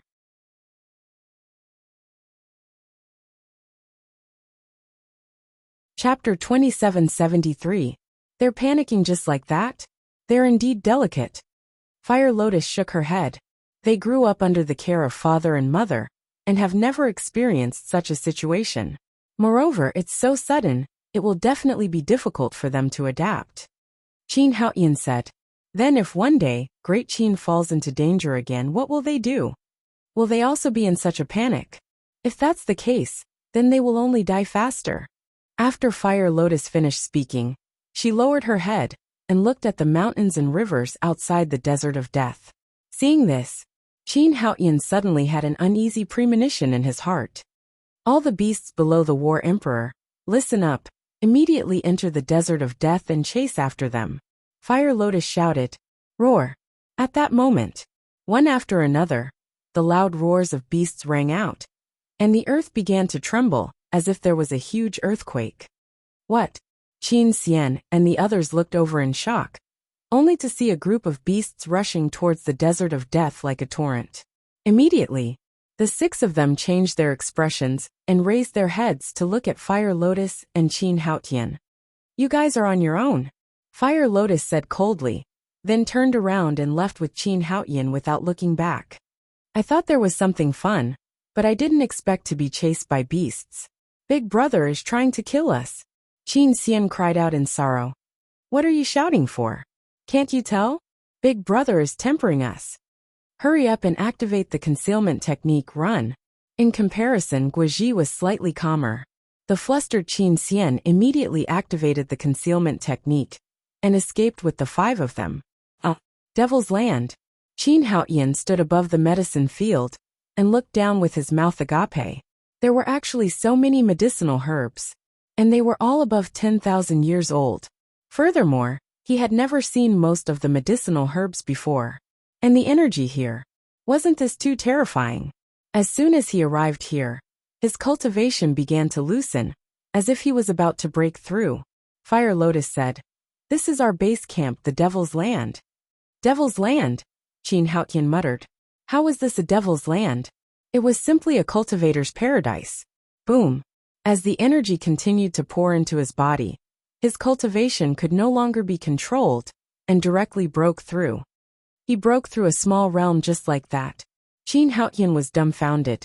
First, find a place to cultivate in seclusion. When you break through to the 9-star Battle Emperor level, I will explain to you the profound meaning of becoming a god. Fire Lotus said. Qin Haoyan looked at the Fire Lotus and asked, "Can I really become a god in a day?" "Of course not." Fire Lotus said. Qin Haoyan was slightly taken aback and hurriedly asked, "Then what did he say?" "According to the time outside, it is indeed possible within a day," Fire Lotus said. The time outside? Qin Haoyan was taken aback and asked suspiciously, "What does this mean?" Fire Lotus said, "To put it simply, a day outside is 1,000 years here." What? Qin Haoyan's body shook. A day outside was equivalent to 1,000 years here? What kind of joke was this? How could that be possible? There are some things that you can't understand yet. Work hard on your cultivation. You're dreaming if you want to defeat your brother with your current strength. Fire Lotus shook her head and turned to leave. Qin Haoyan hurriedly asked, "Then may I ask, what is your cultivation level?" Fire Lotus pondered for a moment and said without turning her head, "With my cultivation level, you don't even have the qualifications to look up to me." After saying that, she took a step forward and disappeared from Qin Haoyan's sight. "I don't even have the qualifications to look up to you," Qin Haoyan muttered as he raised his head and scanned his surroundings. This was his base camp? Crack! Suddenly, he clenched his fists. His eyes shone with determination. "No matter how strong you are, I will catch up to you and defeat you." Autumn Rain Building. Backyard. Lu Qiuyu was making breakfast. Qin Feiyang, Lu Xiaofei, and Lu Xiaojiao were all helping at the side. Lu Xiaofei asked curiously, "Uncle, where did you take them? You want to go too? I can fulfill your wish." Qin Feiyang looked at him with ill intentions. Lu Xiaofei felt a little guilty. No matter how he looked at it, it didn't seem like a good thing. Qin Feiyang smiled and said, "Don't worry. I will bring you and your sister there sooner or later. Before that, you have to be mentally prepared." The siblings looked at each other, swallowed their saliva, and smiled awkwardly. "Why don't we forget it? In your dreams. I didn't let you in now, because I still need you to lead the way." Qin Feiyang said, "That's right. This pair of brother and sister had to be sharpened as well." "Lead the way." The siblings were stunned. "Yes.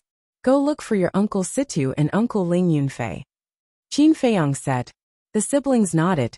Lu Qiuyu asked, "Feiyang, when are you going to look for them?" "Let's go after breakfast." Qin Feiyang smiled. "All right. After all, we haven't seen each other for so many years. Seeing you return, they must be very happy." Lu Qiuyu nodded. "Yes. It's fine if you don't come back.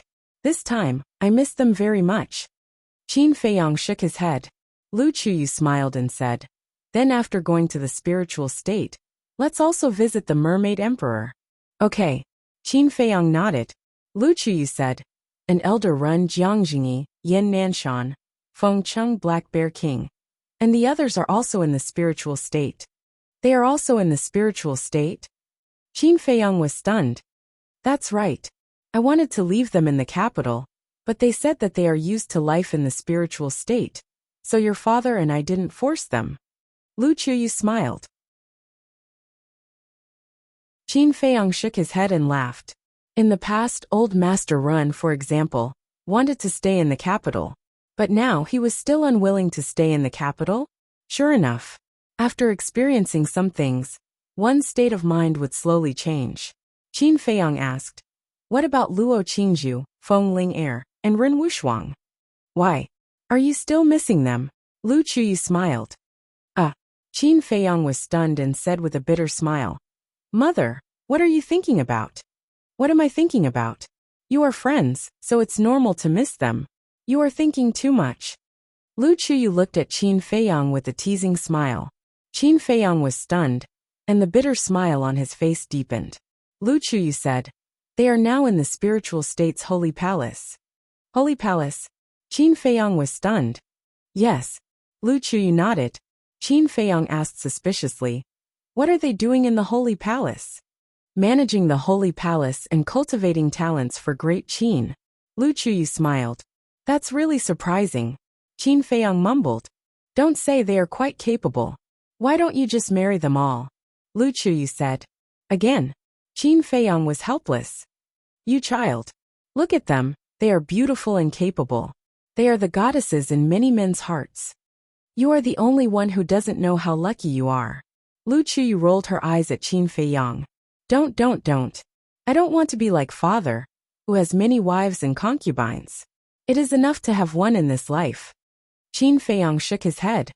"Sure enough, it is impossible to expect you to give birth to the Qin clan." Lu Chuyu shook her head. "Then I will have to trouble you, mother."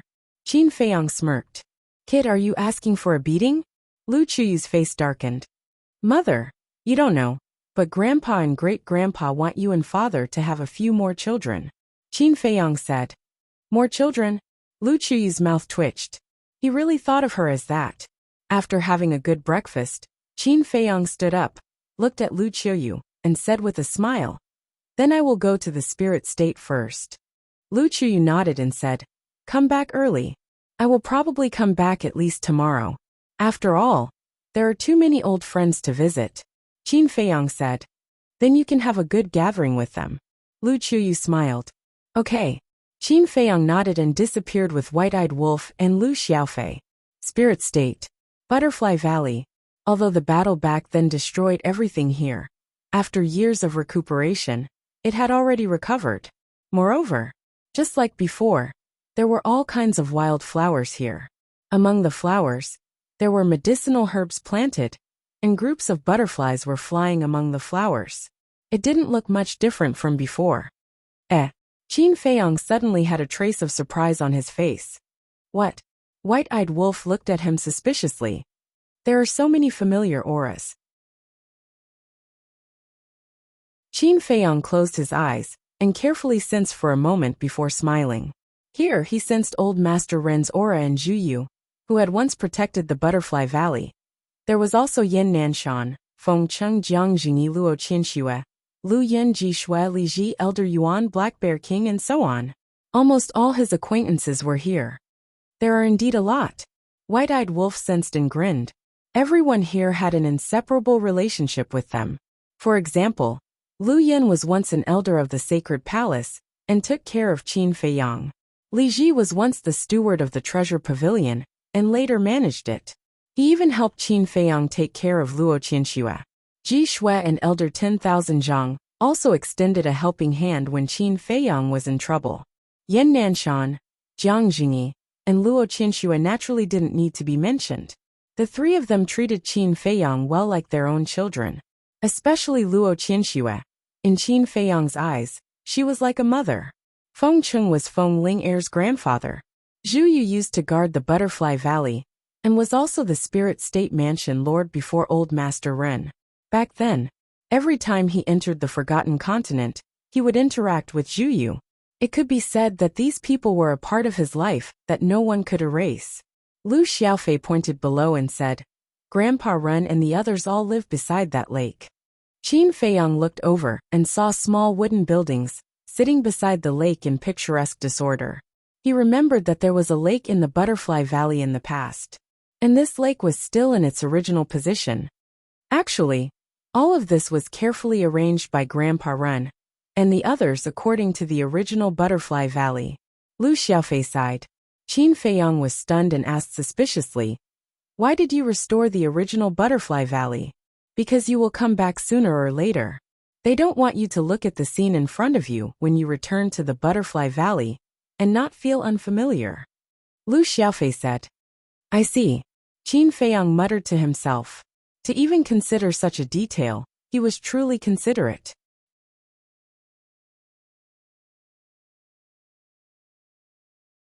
Chapter 2774. It's indeed hard on them. The white-eyed wolf sighed. Even though it was so heartless, it couldn't help but feel touched. Although it seemed like a small matter, it was more meaningful to Qin Feiyang than anything else. There was a good saying. If you want to know if a person is really good to you, you have to look at the small details. Lu Xiaofei asked curiously, Uncle, will you place the spirit vein and crystal vein in the Butterfly Valley? What do you think? Qin Feiyang asked back. I'm not you. How would I know? Lu Xiaofei pursed his lips. Then shut up. You talk the most. Qin Feiyang glared at him, landed in the valley, and walked toward the lake step by step. The memories that had been sealed away also surged out of his mind. He had experienced too much in the Butterfly Valley, because in the past, whether it was going to the imperial capital or going to the Forgotten Continent, he had to pass through this place. There were too many memories here. At the same time, by the lake, two people sat by the shore, drinking tea and fishing. They were Old Master Ren and Zhuyu. I'm wondering, what am I doing today? I'm not comfortable staying in the imperial capital, so I came back to accompany you fishing? And it's still early in the morning. Zhuyu frowned. Isn't this good?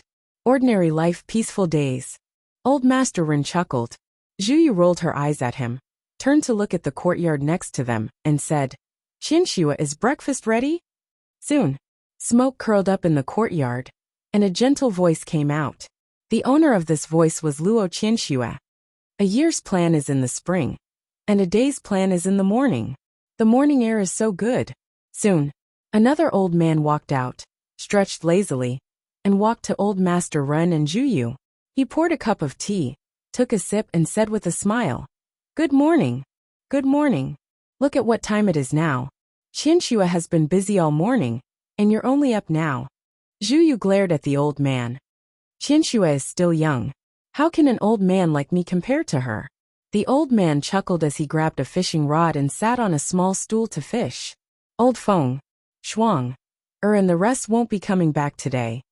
Old Master Run turned to look at the old man and said, That was right. This man was Feng Ling'er's grandfather, Feng Cheng. Although he died in Black Bear City, Qin Feiyang came to the spiritual state to find his corpse after opening the gate of rebirth. Then he was resurrected with the Black Bear King and his son. He won't come? Feng Cheng was slightly taken aback. He turned to look at Old Master Run and asked doubtfully, Why? It seems that the temple is recruiting disciples, so they are very busy. Old Master Run said. I see. Feng Cheng nodded and waved his hand. Young people can't be compared to us old men. It's fine if you're busy. Elder Feng, you're wrong. You are old, but we are still very young. Another burst of laughter sounded. Jiang Jingyi and Yan Nanshan walked out of their respective courtyards with smiles on their faces. You have the nerve to say that. You're so young, yet you don't go out to make contributions. Instead, you spend all your time with us old men. Feng Cheng looked at the two of them in disdain. Yan Nanshan smiled. Aren't we afraid that you will be lonely? That's why we stayed here to accompany you. Brother Jiang, don't you think so? Yes. Jiang Jingyi nodded. Since you're all up, go and help. Are you going to let Qianxue work alone in the kitchen? A few more people walked out of the courtyard. They were Ji Shui Li Ji, Elder Wang and Lu Yun. The person who spoke was Lu Yun. As he spoke, he glared at Yin Nanshan and Jiang Jingyi. Don't speak. Qianxue is a woman and so are you. Look at how virtuous Qianxue is. She pays for all our 3 meals a day. Yin Nanshan glanced at Lu Yun and pursed his lips. What did you say? Say it again.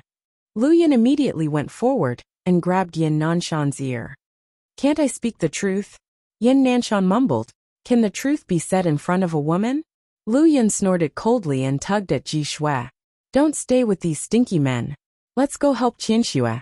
Those who don't help are not allowed to eat later. Ji Shui shook her head and laughed. See, it's all your fault for offending them. If we really don't have breakfast later, We'll settle the score with you. Li Ji and Elder Wang glared at Yin Nanshan and Lu Yun. What does it matter? At most we'll get some wild game. We'll have a few drinks when the time comes. Yin Nanshan waved his hand. That's a good idea. Li Ji and Elder Wang's eyes lit up. Yin Nanshan sat beside Feng Cheng and looked at the float on the water. Speaking of which, Ling Yunfei and Shuang haven't come to visit us in a long time. There's nothing we can do. Who asked them to have children? Jiang Jingyi shook his head. Don't you think time passes too quickly? In the blink of an eye, Xiao Hong and Lu Jing's 2 children are already so old. Fatso and Xiaoyan's children are also adults. Now even Ling Yunfei and Shuang's children are 5 or 6 years old. They really have to admit that they're old. Yin Nanshan shook his head and sighed. That's right. Thinking back to when they were young, it seems like it was only yesterday. What left the deepest impression on me was that I brought Feiyang, Yunfei Shuang Qingzhu Ling and that wolf cub to Pan County to compete with the young people there. Although they were still young back then, they had already revealed their talents. Jiang Jingyi sighed. That's right.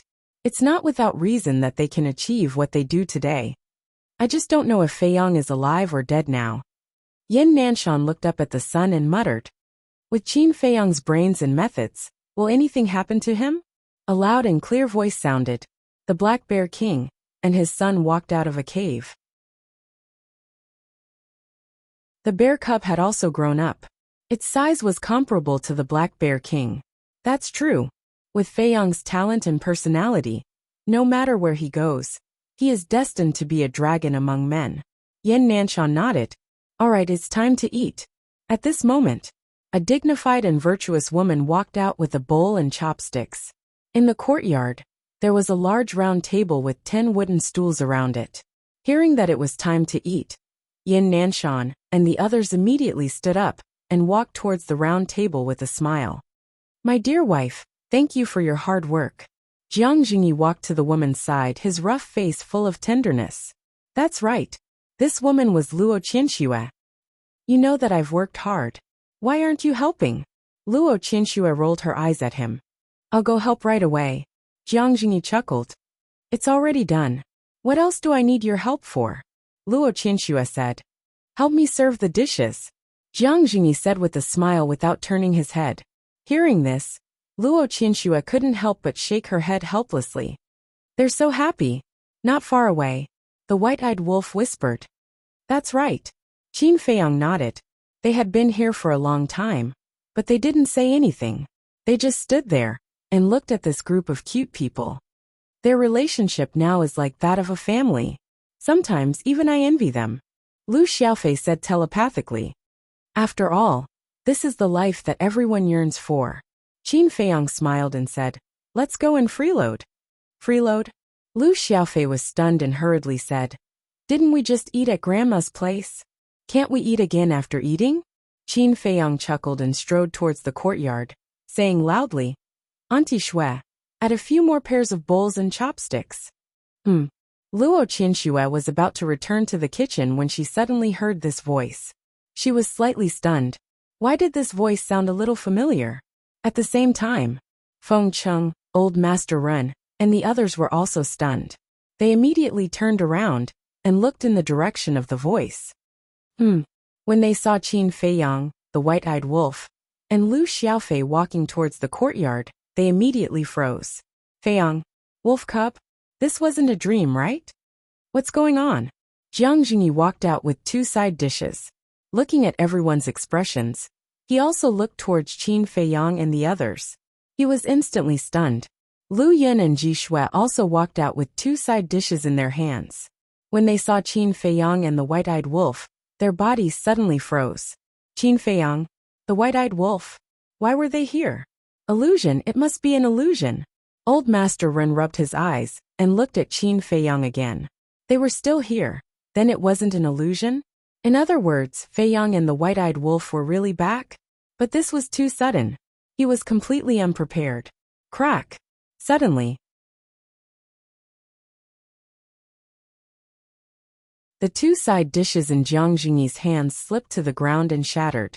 The dishes also fell to the ground. It was also this crisp sound that woke everyone up. Feiyang. At that moment, a group of people ran towards Qin Feiyang. Ji Shui and Lu Yin also hurriedly walked to the round table, put down the plates in their hands, and quickly walked over. Feiyang the white-eyed wolf, is it really you guys?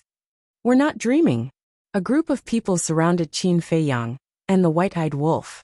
Even though the living people were standing in front of them, they still found it hard to believe. The white-eyed wolf grinned and bit Yin Nanshan's arm. Then, he looked at Yin Nanshan and asked, "Does it hurt?" "Nonsense, of course it hurts," Yin Nanshan said angrily as he rubbed his arm. "Since it hurts, it must be a dream," the white-eyed wolf said. Yin Nanshan was stunned. That's right. Pain meant that it wasn't a dream. Old Master, Senior Zhuyu, Elder Feng, Uncle Yen, Aunt Shui. Qin Feiyang scanned them one by one and said with a smile, "We're back." "It's really you, kid." Yin Nanshan immediately stepped forward, fiercely punched Qin Feiyang's chest, and said, "We were just talking about you just now. And in the next moment you brat appeared. Is this a special surprise for us?" "Hee hee. That's right. We've been here for a long time, but we've been hiding over there. How is it? Is it a surprise?" The white-eyed wolf laughed sinisterly. "It's too a surprise." Yin Nanshan was so excited that he was incoherent.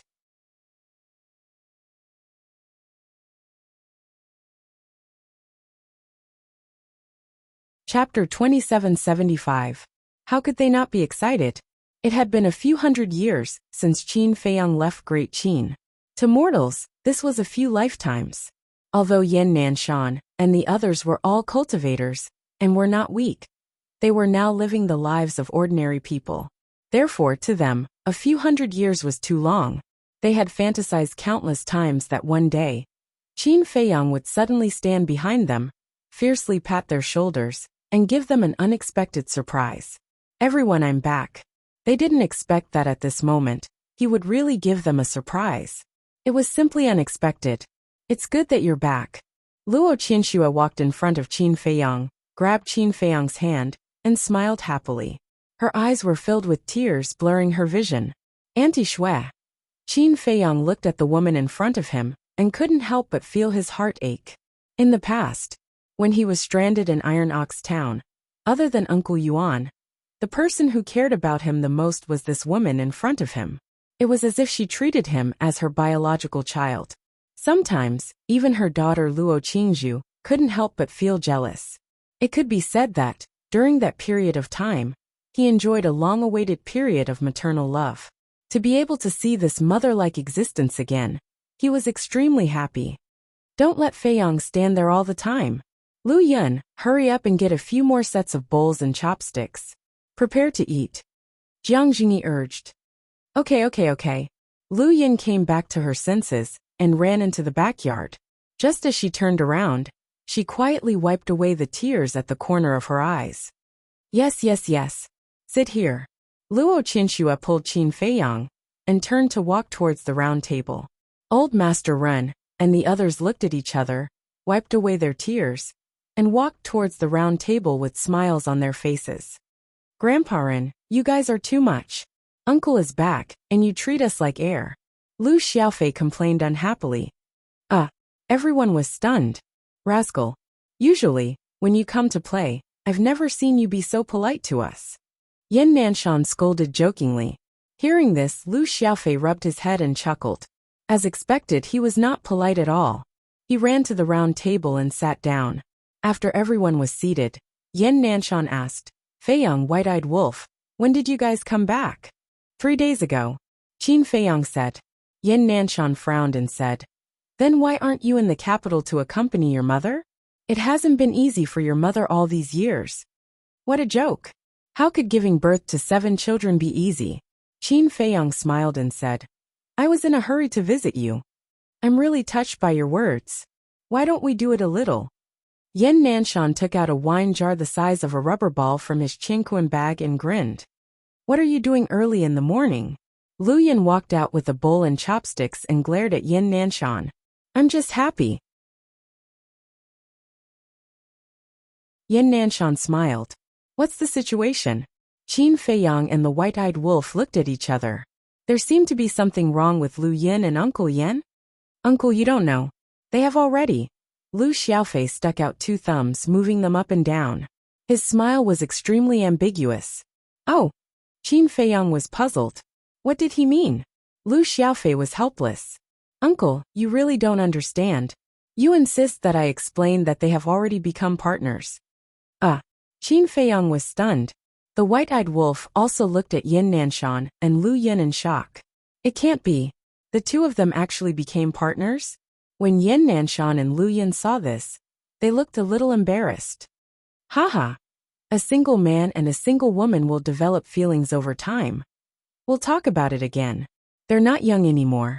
It's indeed time for them to find a partner. Jiang Jingyi laughed out loud. No one will think you're mute if you don't speak. Yin Nanshan and Lu Yin glared at Jiang Jingyi at the same time. All right. I won't say it. I won't say it. Jiang Jingyi waved his hand. Lu Yin put down his bowl and chopsticks and sat beside Yin Nanshan.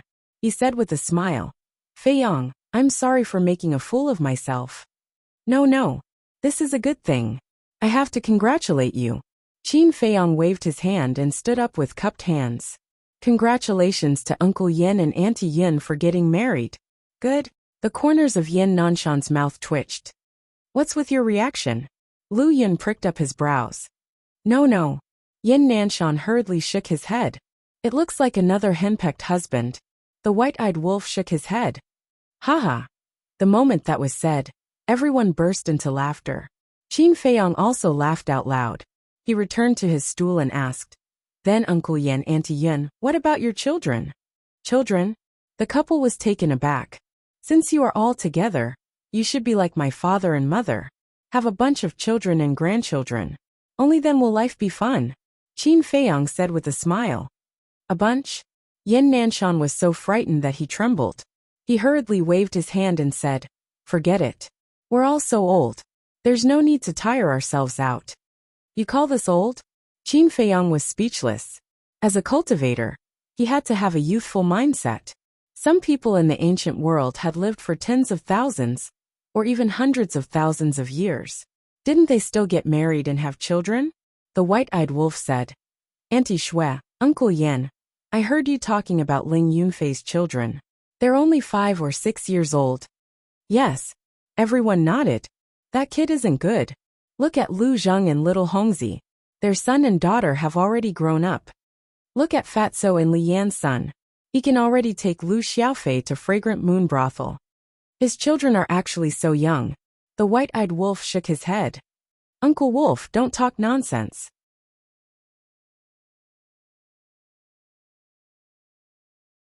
The next time I come back, I'll definitely invite everyone to my wedding. You should also prepare a gift as soon as possible. Qin Feiyang chuckled. Next time? Everyone was stunned. Old Master Ren asked, You're still leaving? Yes. There are still many things that haven't been dealt with properly. Qin Feiyang said. Is it important? Luo Qinxue asked. It's very important. Qin Feiyang nodded. Luo Qinxue wanted to ask something more, but Jiang Jingyi suddenly interrupted her. He glared at her and said, Why are you asking so many questions? You can't help. I'm just concerned. Luo Qinxue was dissatisfied. Just keep your concern in your heart. Come on. The food is getting cold. Hurry up and eat. Jiang Jingyi looked at Qin Feiyang and said with a smile, Then I won't stand on ceremony. Qin Feiyang chuckled, picked up a bowl of millet porridge, and wolfed it down. As he ate, he nodded and said, Auntie Shui's cooking is delicious. Luo Qinxue smiled slightly and looked at Qin Feiyang without saying a word. Her eyes were filled with love. In her mind, she couldn't help but think of Qin Feiyang from back then. At that time, although Qin Feiyang lived a life full of disasters, he didn't give up and walked all the way strong. Later on, in order to save everyone, he even sacrificed himself. Fortunately, the heavens were fair and didn't really take his life. Old Master Ren, Yin Nanshan, Feng Cheng, Jiang Jingyi, Lu Yin Jishui, Li Ji, Elder 30,000 Zhang, and He Xiong also looked at Qin Feiyang with smiles. Although so many years had passed and Qin Feiyang now had unparalleled achievements, he didn't put on any airs in front of them. He was exactly the same as the youth from back then. He hadn't changed at all. You're tuning in to the Li Mei's Wuxia Whispers YouTube channel. We're so grateful for your support. And don't forget to subscribe to join us on this incredible journey through captivating stories. Your generosity through donations truly makes a world of difference, as it's the primary source of revenue that allows me to expand and enhance this channel for you. Thank you from the bottom of my heart for being a part of this adventure.